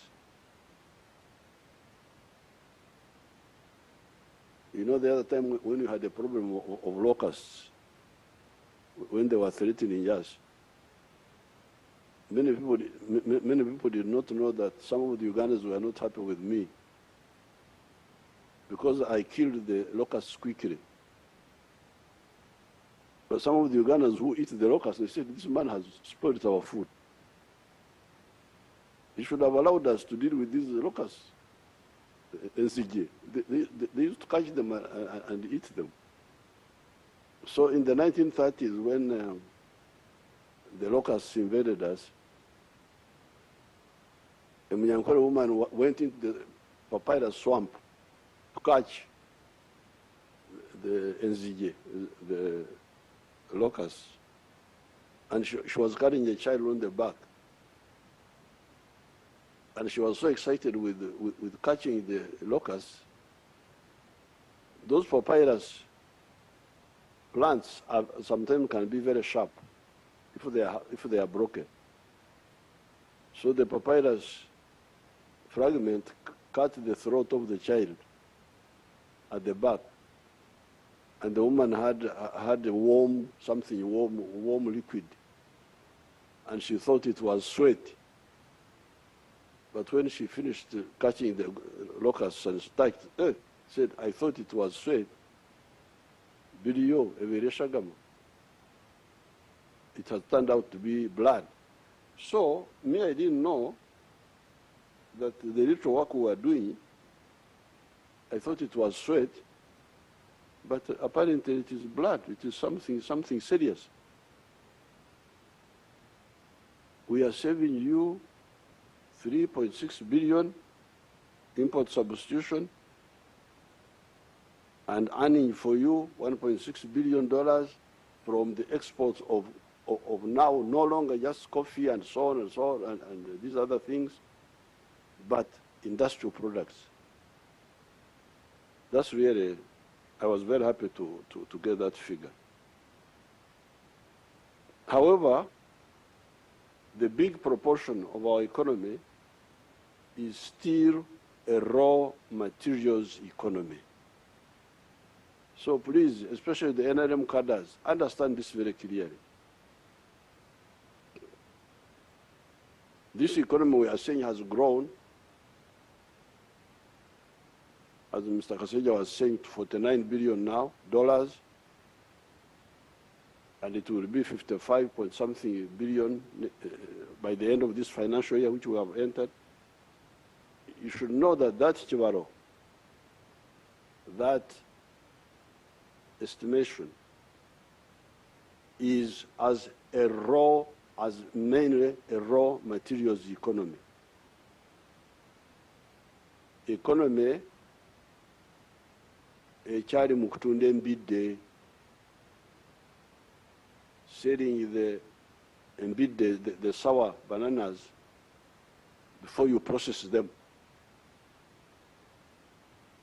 Meaning, and processed coffee,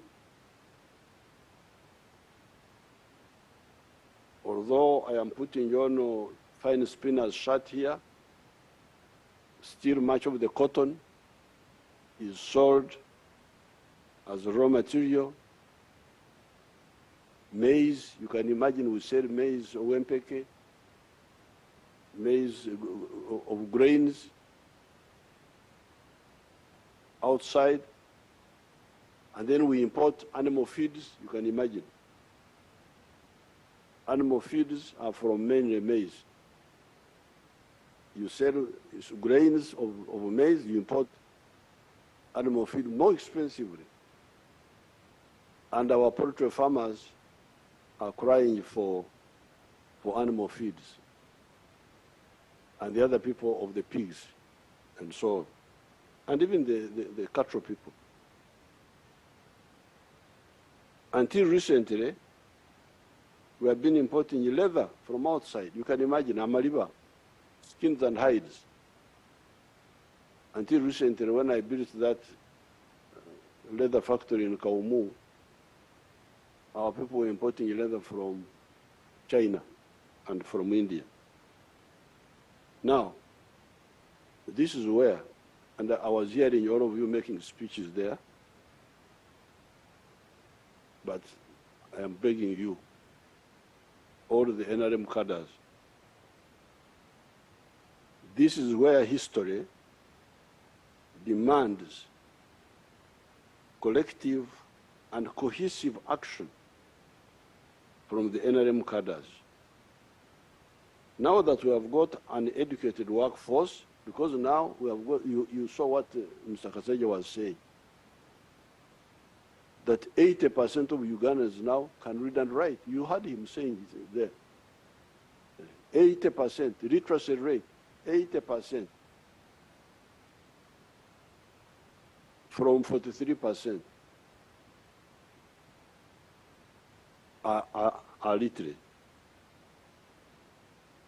Now that you have got an educated workforce, now that we have got enough electricity, now that we have got good roads, and that we are building or repairing the railway system, here in the speech I did not add, but Mr. Kaseja talked about it. We have got cheap money in UDB for industry. Every effort must be made to add value to all our products. Because this is what is lacking now. To add value to all our products. Add value to coffee, please. Why? Because you will get money more than 10 times more when you add value to coffee than the way we are selling it now. To cotton, timber, cocoa, even fish products, although the factories are producing fish, fillet, and so on, but we can add more value, apparently. Gold, we need more gold refineries. Iron ore, we don't want to sell iron ore unprocessed to anybody. We need to sell steel, copper, vermiculite. There's a lot of vermiculite in Bugisu there. Phosphates, you can imagine we are crying that there is a war in Europe, so we can't get phosphates now. We have phosphates here in Tororo. The Chinese man who had come there, our people stole money from him. He was stupid. He was giving bribes to idiots and thieves. He should have helped me to get them, and I would have hanged them. But we shall get other investors. So, adding value to phosphates, petrochemicals, maize, bananas, etc., etc. By doing this, this same economy will jump to US dollars 550 billion instead of the mere 55.2 billion we are talking about, laudable though it is. I am happy to say, oh, we have gone to 55.2 billion, but I'm not satisfied. No. And I think in the other speech which I gave, on State of the Nation, I quoted the example of South Korea, and I was able to quote for you the economy of South Korea in 1961. I hope you can compare it with Uganda of 1961. I think that time in the other speech I said the economy of South Korea was two something billion. It is now almost 2 trillion. Imagine the little South Korea has got a GDP half of the whole GDP of Africa. Tibaswara. South Korea is half size of Uganda. But they now have a GDP which is, I think, almost 2 trillion. And you hear that, I hear all these people quoting when they go to meetings. African GDP is now 3-something trillion. I really feel embarrassed. Why can't these people keep quiet? How can the whole of Africa have economy smaller than Japan? Because Japan has got something like 5 trillion. Now here you are talking about the GDP of Africa being 3 trillion, and you talk about it. You are not even embarrassed. Me, I'm embarrassed to talk like that.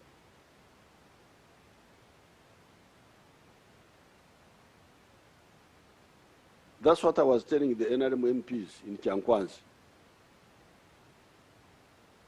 You are talking of the oversight. Oversight. Okay, thank you very much. But is it in order to oversight backwardness? And you feel satisfied that I'm overseeing the backwardness? 39% of the people who are outside the money economy, coffee, raw material, which is 100% given away, free. We are not, you should talk of transformation. You should be transformation agents. So therefore, for me, I'm insisting. Why do I say that? And I would like anybody to challenge me after this, when I get out from this corona. I will be able to face anybody who wants a challenge. Why do I say this? It is because the 55.2 billion you are talking about dollars we are talking about presupposes only a quantitative expansion of our economy through creating more products. You grow more coffee, That's how you end up. You grow more maize, more raw materials. That's how you end up growing by 6%. The one Mr. Kaseja was talking about. But if instead of just growing coffee beans, if I process a kilo of coffee from bean to powder, instead of earning $2, I earn $40. What is that percentage now? Eh? No. I'm not ready to accept that. That slave plan of slavery for Africa. My envisioned economy of US dollars, 550 billion, acknowledges the already achieved goal of quantitative expansion. Grow more coffee, grow more maize, grow more what? Fantastic. But when you add value. What growth speed are you talking about?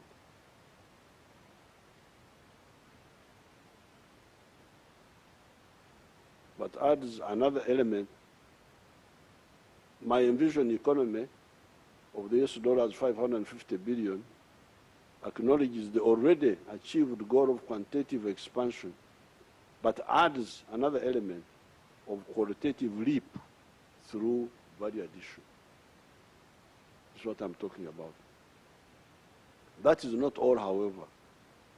Remember, there are still 39% of our households that are still spectators instead of being part of the players.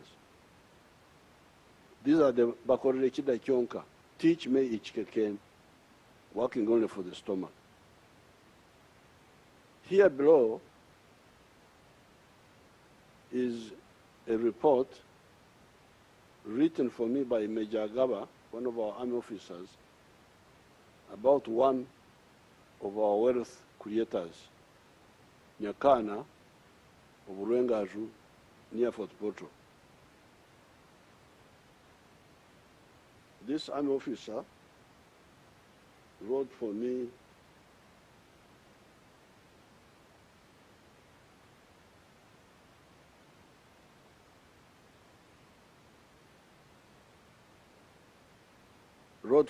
a report after she had visited there with the cattle rustlers from Karamoja. These young cattle rustlers contacted me when I was in Baregi, and I met them and I said, okay, you think stealing cows is good? Let me show you how people who like cows do things.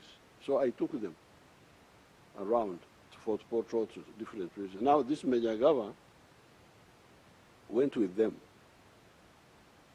to Fort Portal and other places. When she came back, she wrote this simple report.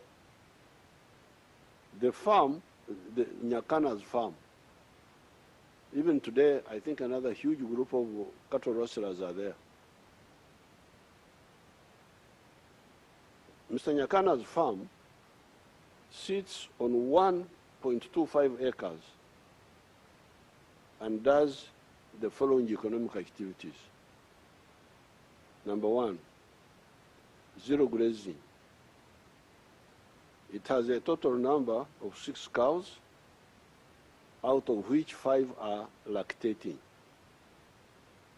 These 5 cows produce 116 liters of milk per day. A liter of milk in the area ranges between shillings 1,000 and 1,200. Earnings, he sells 100 liters per day and spends 40,000 per day on their feeding. So that is 100 liters times 1,000 shillings, that's 100,000 shillings, minus 40,000 shillings expenditure. So his daily net income from cows is 60,000. This is net now. He has removed the costs. So daily 60,000 times 30 days, 1.8 million a month, times 12 months, 21.6 million from milk on 1 acre, 1.25 acres. Then his other enterprise was poultry, is poultry. He has got 7,500 birds. This is the language, of course, I don't use myself, because I don't call, enkoko are not enyonyi. This we are of foreigners which you copy. Enyonyi is enyonyi, enkoko is enkoko. You can't say enkoko is enyonyi. You must be mad. You can't be from Africa here. I've even had some people calling cows animals. Animals. I feel like fighting. You cannot call my cows animals. Ente is ente, and Nyamaishwa is a Nyamaishwa. So please, deal with your foreigners, but don't bring your confusion to us. But now, she's the one who wrote this, that Nyakana has got 7,500 birds, out of which 4,500 lay eggs. He collects 120 trays of eggs per day and sells each tray at 12,000 shillings. Earnings, 120 trays times 12,000 is 1.44 million per day. But feeding these hens, what they call birds, he spends 1 million for feeding the hens, and another 40,000 for labor costs. So out of the 1.44 minus 1 million for feeding,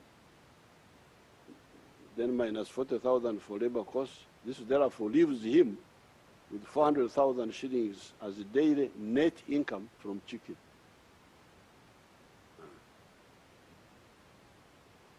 $400,000 per day times 30 days is 12 million in a month. 12 million times 12 months is 144 million net. This is somebody in the village. He has got net 21 million from milk, and now has got net 144 million from eggs. Then he also has feeds processing manufactory. He has feeds processing plant which produces feeds for cows and chicken and pigs. He also has got manure. He produces manure for his farm and also sells out to other people at shillings 600,000 per month. Then he produces also gas production. He produces a lot of gas from his farm and has plans of packing it in cylinders for sale. So I'm going to get Major Gaba's report, put it properly in a glass cover, and put it in the Uganda Museum. Not my own speech, no, but what Agaba wrote for me. Because I want history to come and see what I've been telling you, what you can do from 1.25 acres. Because I'm tired of talking as if I want you to come and clean my house or look after my cows. So I'll put it in the museum.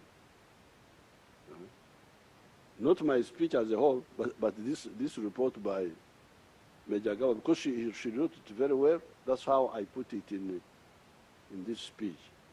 Nyakana now employs 15 people on this 1.25 acre farm.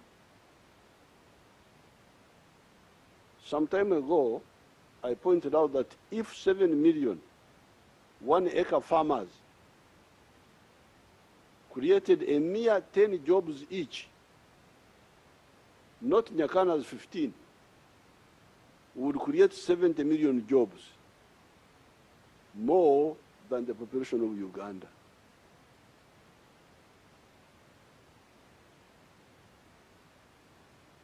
And if you want to know that this is possible, you should find out how many Africans came from other countries and came here. Banyarwanda, Barundi, people from South Sudan, from Tanzania. They came because of the few economic activities which were going on during the colonial times. Coffee, cotton, kajo, sugarcane. That's how they came. They came because the internal labor was not enough. The labor within Uganda was not enough. So these Africans from other areas had to come. So even now, if we implement this, we shall have so many jobs that the Ugandans will not be enough. Therefore, no games, please. No games, no delays, no corruption, no aloofness by leaders and officials in the issue of value addition, and no relenting on PDM and Emyoga. Uganda is unstoppable. Some people, when we tell them quietly, politely, they don't seem to get it.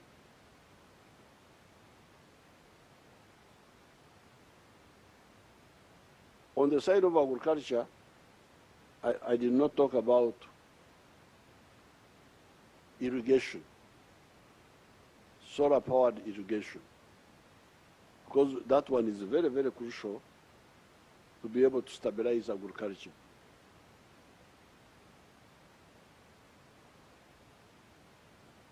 You had your budget, Ugandans, of Uganda shillings 52 trillion.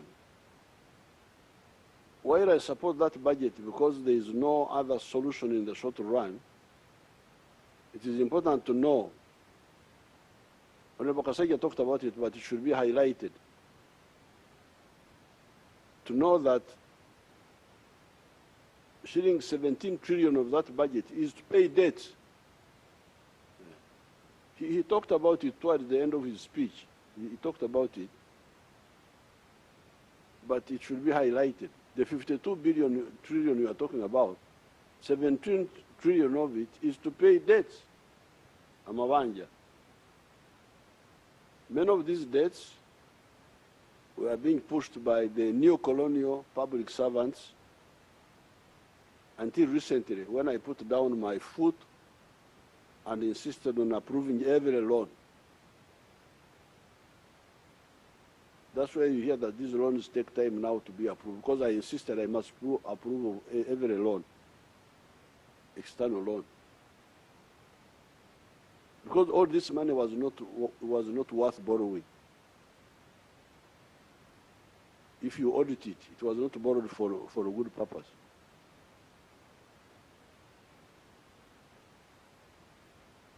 The way forward is that we should borrow less, and I'm glad the minister talked about that, or not borrow at all. With the discipline, we do not have to borrow at all. URA is also still under collecting taxes. Those URA people, I saw Mr. Msingus there in the TV there, but they are also not doing a good work. Their tax GDP ratio of 13% is not serious. In Europe, countries like Holland, our tax GDP ratio of 39.7%. However, we say in our language here, ekitata muhima tekimala konte. When a cattle keeper still has life, he will get new cows, even if the old ones died. We shall learn from the mistakes of the past and perform better. Now, what I want the NRM cadres to understand is that in order to do the industrialization I talked about, we don't have to use government money. The government money has already been used on the basics, infrastructure, security, and so on. The strategy is to handle well the private sector. Private sector can help us industrialize our country, provided we handle them well.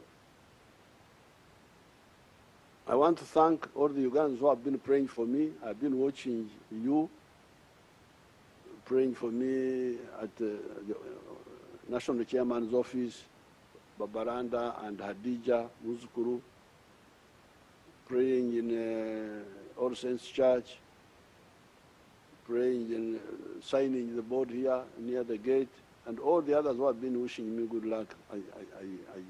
I appreciate really. It's good to know that I am not as bad as some people try to make me, and that there are Ugandans who appreciate. I also want to congratulate our people in Bukedea. What Right Honorable Speaker spoke about. I was following our guard there, Akol, was elected as chairperson with a big majority after the death of the chairman, who was also NRM. I congratulate all those who are involved. I congratulate Right Honorable Anita Mong, because she helped us a lot. It's not illegal for a speaker to have a clan. Is it in the constitution that a speaker must have no clan, including a political clan?